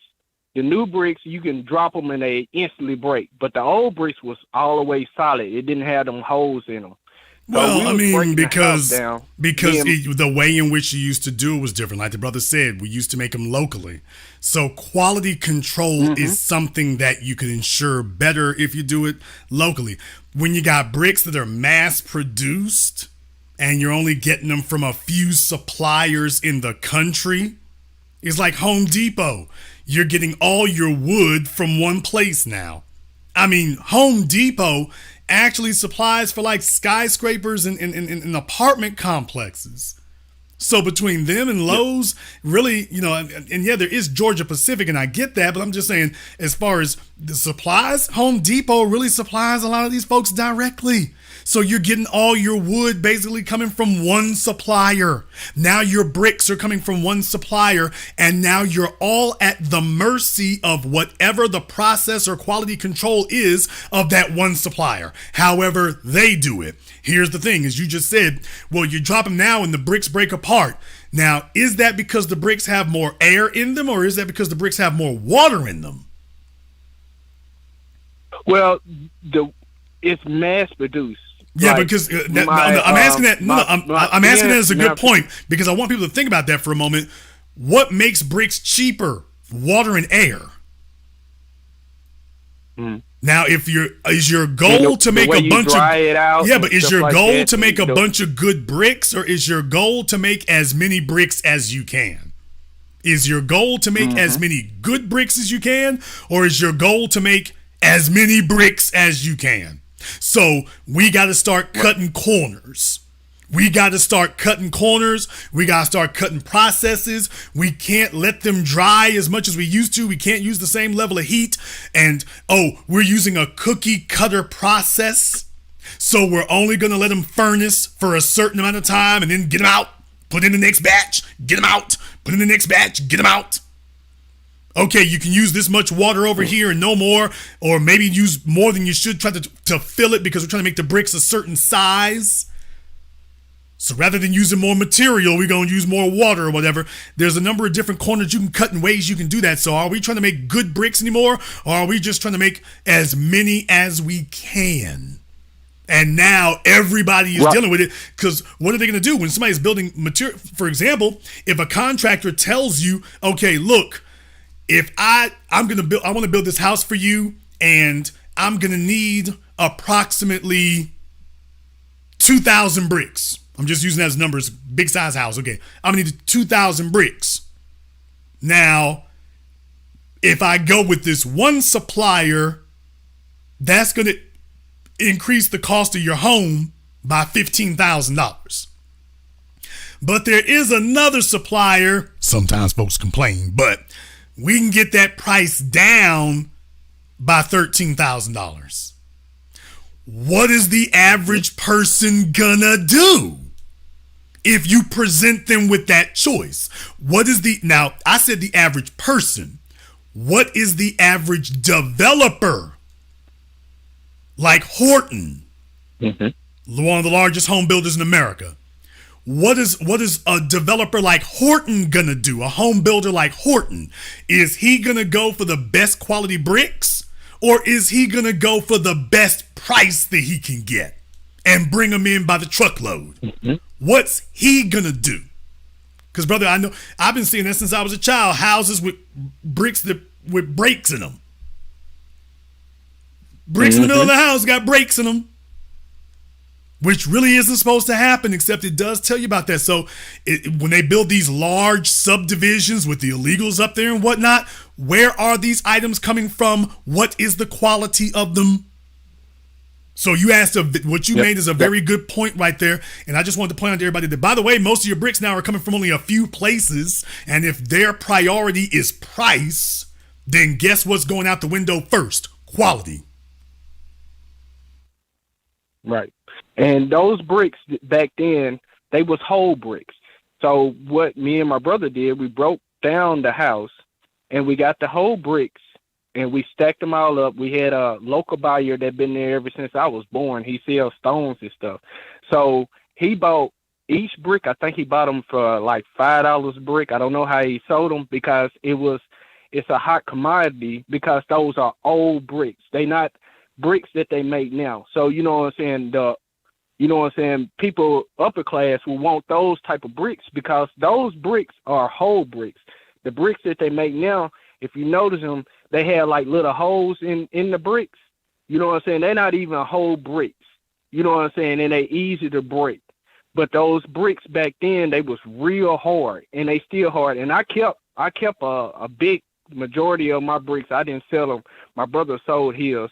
But the thing I was saying is that back then, a lot of things that I learned from my father, he learned from TV. Now, you know, they got a show like This Old House. I can't even I can understand some of it, but they got so many codes now that, you know what I'm saying, I guess that's just a barrier to keep people from just doing their own thing now. Now you got to go to school to learn the code, and you got to go to school, but the skill itself is there. You know what I'm saying? It might be things that try to put roadblocks against you for us, like codes and stuff. And then when I was going to school, they had, like, living in Mississippi, North Mississippi, and I VOTEC, we had framing classes. We had furniture classes because if you know anything about Tupelo, before Bryant got in there, the one that's in trouble right now, you know what I'm saying, furniture industry was the industry in this area before it got shipped off. So, you know what I'm saying, when we went to school, we automatically came out with a skill that we can go to any factory. It don't matter if it was Ashley, it was Lane, any factory. If you knew how to build a frame, you can't take it from me. Once I know it, I know it. So, you know what I'm saying, back then it was only like a handful of Mexicans, and they didn't really want to deal with them because they didn't speak English. So now what they did, they got a human resource office just for Hispanic-speaking people that they can have to come out there and talk to them and stuff like that. And that integrated them into, you know what I'm saying, the furniture factors. And, you know, they don't speak English. They don't know how much they're getting paid more than us. But, and then another basically, thing, like I say, you basically have an informal government policy that integrates these folks. Like I was saying before about Boys Town, that used to be, you know, part of the societal structure. And then when the schools taught, that was part of the government policy. Now you have this informal government policy to make sure these other folks have the press 2 for Spanish and make sure they got health care, and you got bilingual people everywhere. So in effect, you've had a government policy that helped them to be able to establish themselves while the government made moves to destabilize us. That's a very good point that you make. Thank you very much for giving us a call tonight. Let me get caller area code 732. You're on live with the Black Channel. What's your name? Where are you calling from? Hi, my name is Sherry, and I'm calling from Highcrest Heights, Texas. All right, Sherry, what's on your mind? One thing I would like to say, because I recently moved from the Jersey area, and I own property there. One thing, I have family from Alabama, and my parents migrated there, as a lot of people, our relatives, migrated from the South to the North in order for jobs. But what happened, I just believe it's a lot of part of really white supremacy, because when you are dealing in those areas, they really try to keep people of color out of the trade industry. So let's say, like, going for an electrician, you have to, if you go as a journeyman in that area, you have to work under a licensed electrician for a number of years before you can get your own license. And when you're dealing in New York City, they have a lot of these labor unions made to keep us out. And some of it is when we were in southern areas, you don't have the regulation where you can work on your own home. So there is not like the South where you can be outside the city lines and you have more freedom. So when we moved up in those areas, we shouldn't be fooled about that now, because that's a bit of a misnomer.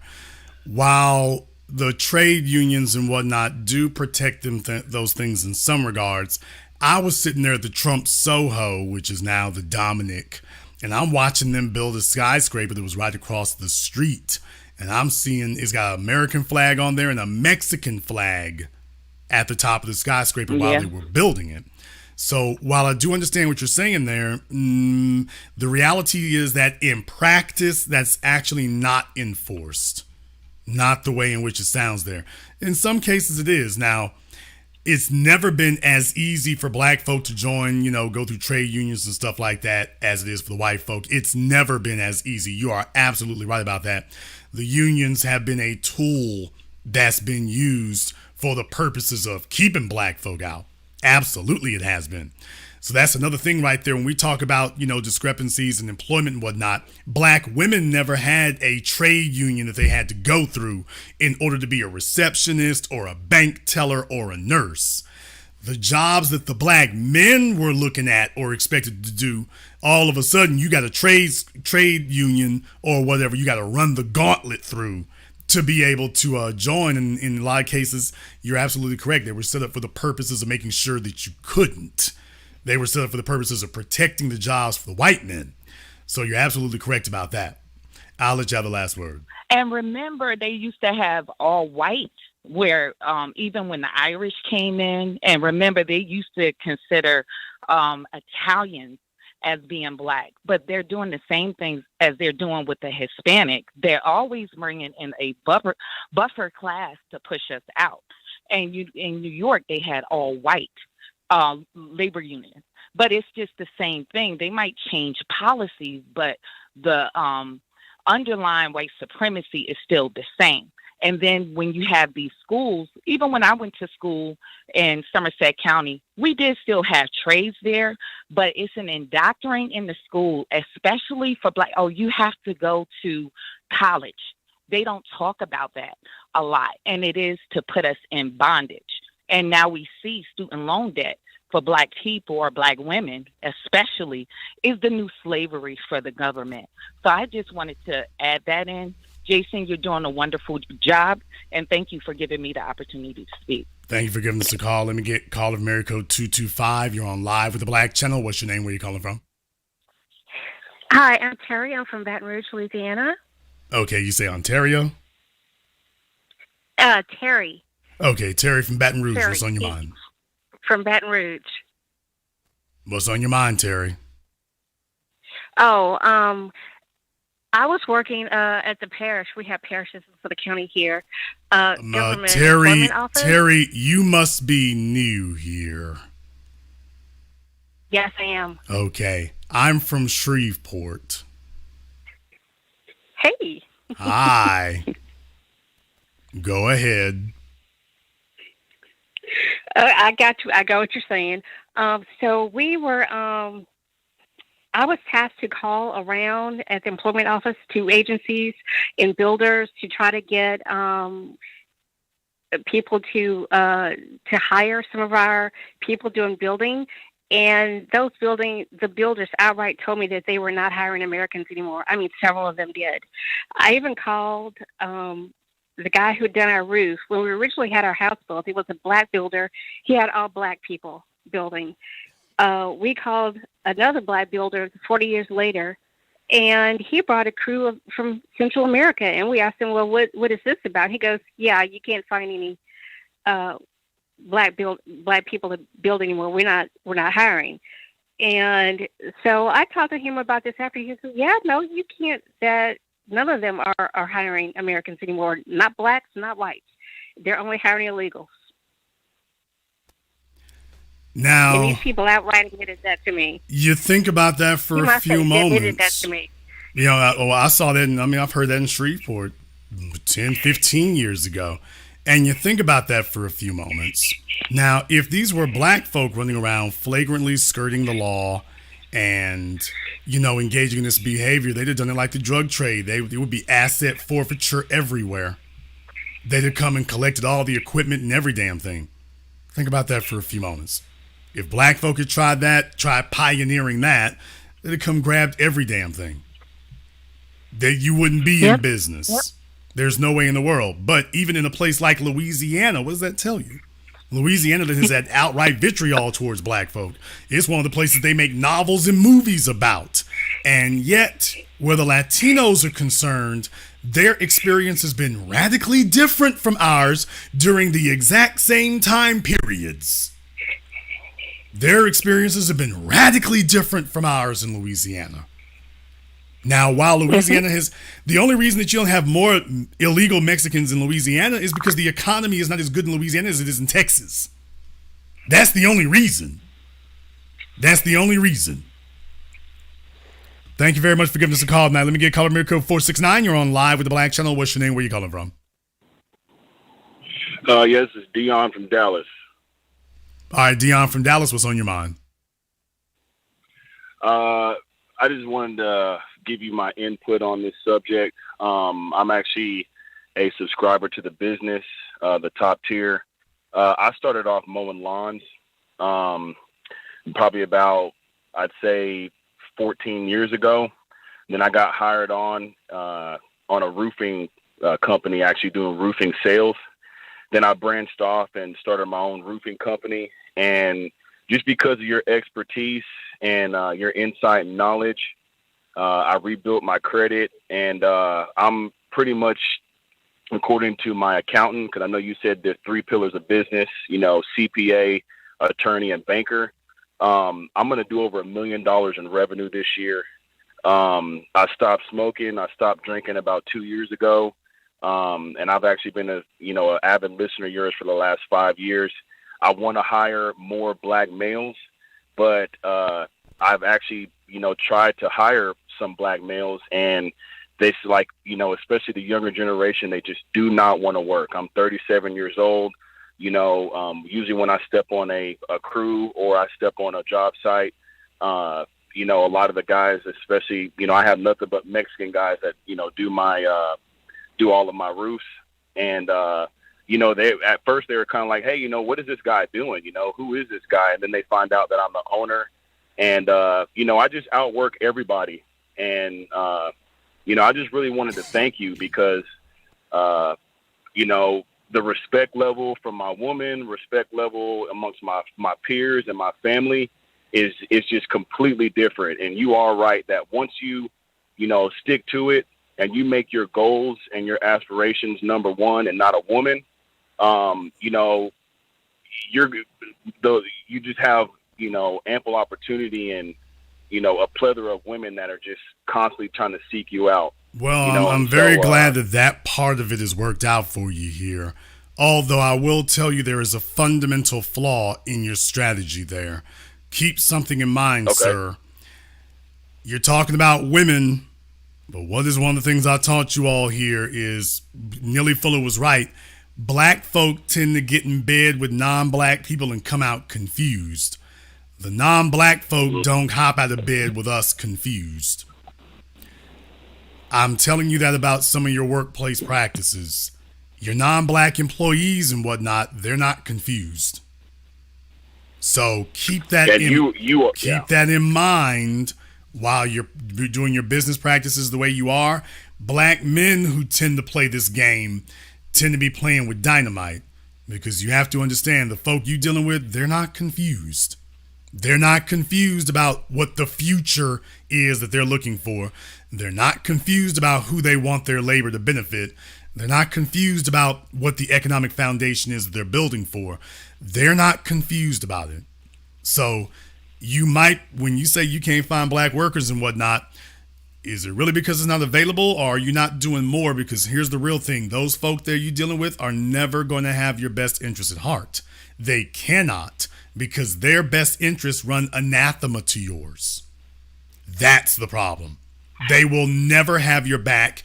They are never going to be interested nor invested in your success in the future. They cannot be, because by definition, what is in their best interest is anathema to yours. So I want you to keep that in mind for the future. Thank you very much for giving us a call tonight. Let me get caller area code 323. You're on live with the Black Channel. What's your name? Where you calling from? Oh, hi, Jason. This is Felicia. I'm calling from Los Angeles. All right, Felicia from Los Angeles. What's on your mind? I just wanted to comment on the issue you were talking about with illegal immigration and the construction. My husband and I, we were driving down near USC, and they have the big museum that they're building, the Star Wars Museum. It is massive, and I was telling my husband, Jason Black said, when you see those big, tall cranes, gentrification is coming. This museum is $1.5 billion right across from USC in Exposition Park, and it is massive.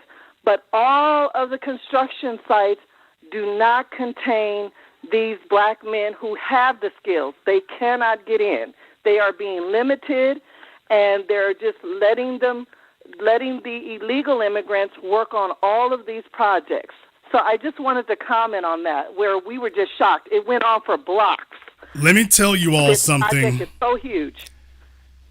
When folk talk about they can't find black men to do labor in California, Texas, things like that, I think that's just all a very interesting thing, because the prisons in California have no problem finding black male labor that performs jobs and works for them.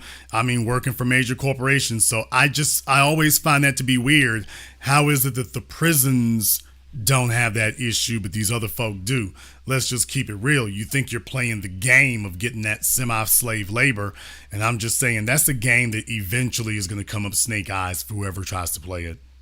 Ultimately, eventually, right, because they don't have the skills. Many of these illegals, they don't have the knowledge, they don't have the skills, but and literally the black men are blocked. They have the skills, they have the licensing and everything, but they will not let them in on these projects.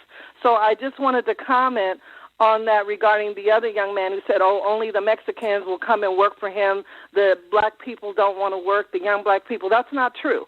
Out here in Los Angeles, they do want to work. They have the skills, but they are being blocked, and these are massive projects that they can accommodate them.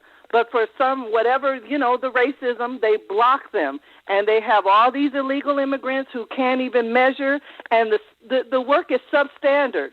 These apartment buildings that they're building, I mean, it's just shoddy work. Even from remodeling homes, it's shoddy work all throughout here in Los Angeles. Yeah, so I mean, it's not like you're getting this artisan work that's all great and everything. I mean, folks got complaints about it all over the place. So you're absolutely right. It's not like this is some fantastic work that's being done. Far from it. Thank you very much for giving us a call. Let me get caller area code 412. You're on live with the Black Channel. What's your name? Where are you calling from? Jason, good evening. My name is Robert. I'm calling from Pittsburgh, Pennsylvania. What I'd like to talk about is that you're exactly right about so much that we have to do. Okay, one thing I like to say to the young brothers and sisters is we need to clean up our acts in terms of being physically fit, ready to do the work. I mean, I'm talking about, there's a lot of job opportunities we have here in Pittsburgh that people can't work because they can't pass a drug test. And I know that's biased because you're not going to tell me that other people aren't doing drugs. They're just letting them through. Okay, that said, it's been said that, help we need is at the end of our arm. And it's true. I ran some businesses, and it's amazing what we can do. We just put our minds to it. I have people put in hardwood floors in my home, right? And I looked at what they was doing. I said, I can do that. And I did. I bought me, a compressor, a nail gun, and I'm putting in hardwood floors, And I know that we can do so much because, look, we built the pyramids. And so, it's in us. It's just that there is a massive effort to destabilize our families by denying the black male a chance to work. So what would you think is the best thing that we can do? Because we can't stop the illegal aliens. Biden, all right, let them in there. And there's more coming every day as we speak, and they're giving preferential treatment to bury us under the buffer class. What can we do collectively? I mean, in Pittsburgh, there was a guy, he used to go to all these construction sites and demand why aren't no black people working. Then he would organize and we would demonstrate at these job sites, and eventually they had to let some black people in. Is there a collective group in this country right now that we can align with, that we can organize with and get these jobs done? No, right now you don't have that, because what you're dealing with is at the bottom here. All that organization and motivation and momentum has been squashed at this point. So we're just now having a conversation. We were told that all this was going to turn out okay. Just keep supporting Democrats and illegal aliens and everything will be all right. So now we found out, oh, hell no, it's not going to be all right. It's going to be exactly the opposite of all right, because we're the targets they were after all this time. So no, you actually don't have one at this time that you can work with, which means we have to start that. That's the brutal reality of it. We don't have one. We got to start it.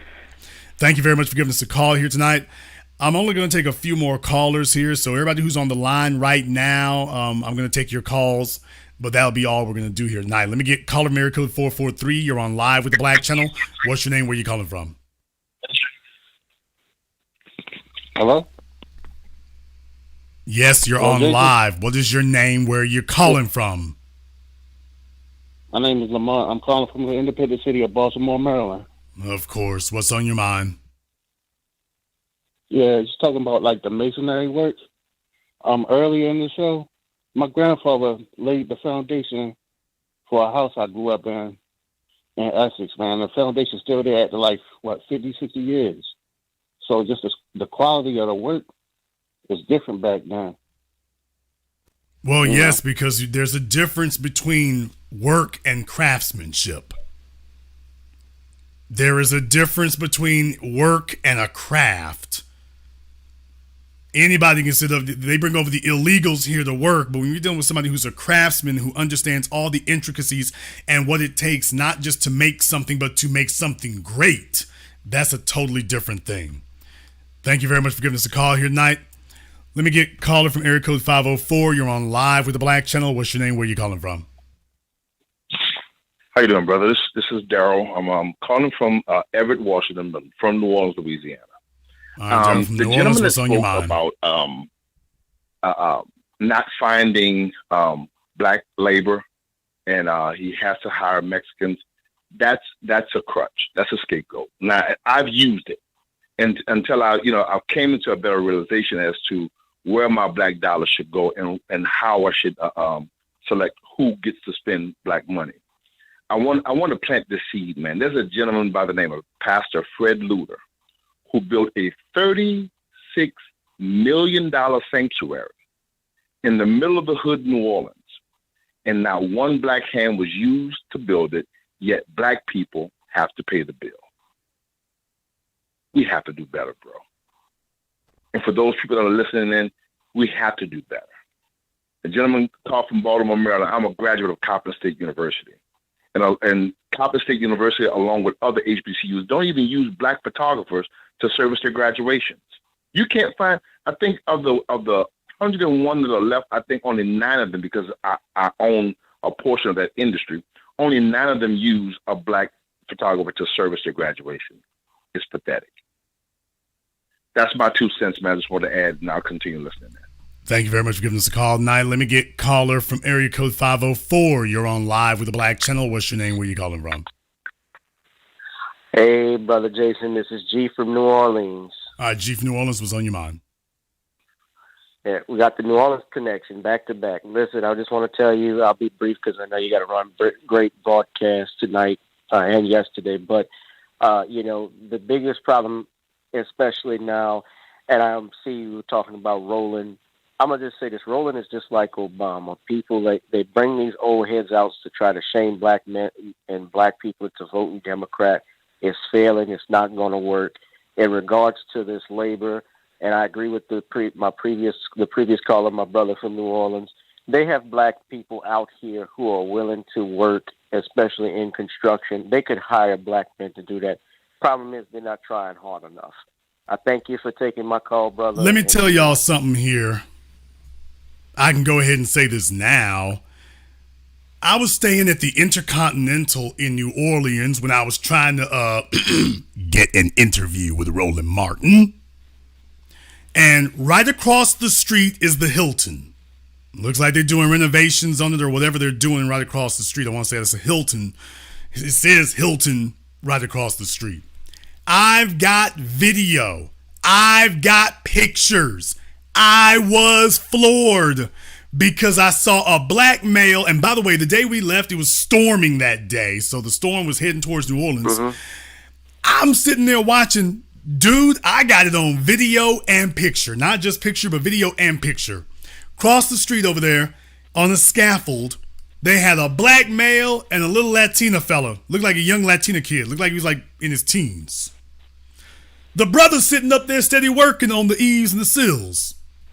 The little Latina kid is turning around. He's sitting around. He's looking up. He's looking down. I got it on video. I'm like, the brother's over there working. The little Latina kid's over here bull-jiving.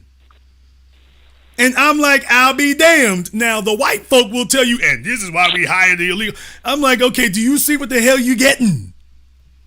Don't tell me a damn thing about what's going on. I got it on video.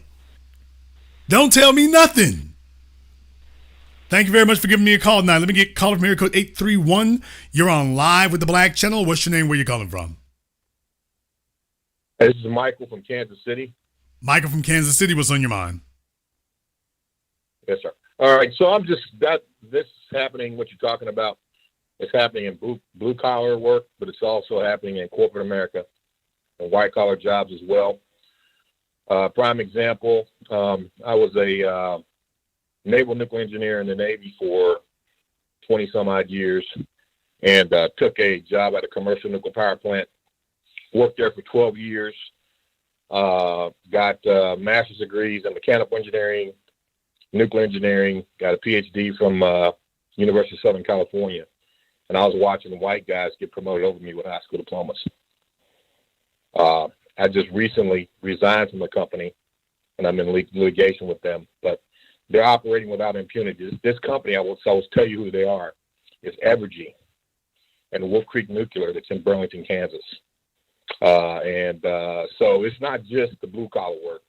There is a movement right now that's happening in corporate America as well to prevent us from actually having a equitable existence in these environments, very discriminatory. So, well, I mean, at the bottom end, they destabilize you for manual labor, and at the top end, they protect themselves for, white collars. So you catch it from both ends. This is more the reason why we need reparations, by the way, because this isn't a matter of education. This isn't a matter of scholarships. In your case, it's not even a matter of having a job. It's that when the game is rigged, the way you break that is by having your own ability to fund that. Thank you very much for giving us a call here tonight. We appreciate that. I want to send a shout out here, especially to everyone who supported tonight's program on PayPal, CashApp, or Super Chat. So Keith Weston, Geo Green, everybody else who supported the program, thank you very much. We appreciate that. Folks, you don't just need to understand who's out to get you. You also got to understand the spokesman that they pay to do so. There's a reason why I keep my boot on Roland Martin's neck, always have and always will, because if you allow him to disappear, if you allow him to fade from the consciousness, if we don't keep it at the forefront, who he is, who he works for, and what he does, people will forget, and then he'll come back and say something that sounds halfway right, and then lead you back into this again. And we cannot afford to sit here and be bamboozled any longer when we are in too dire of an hour for that to occur.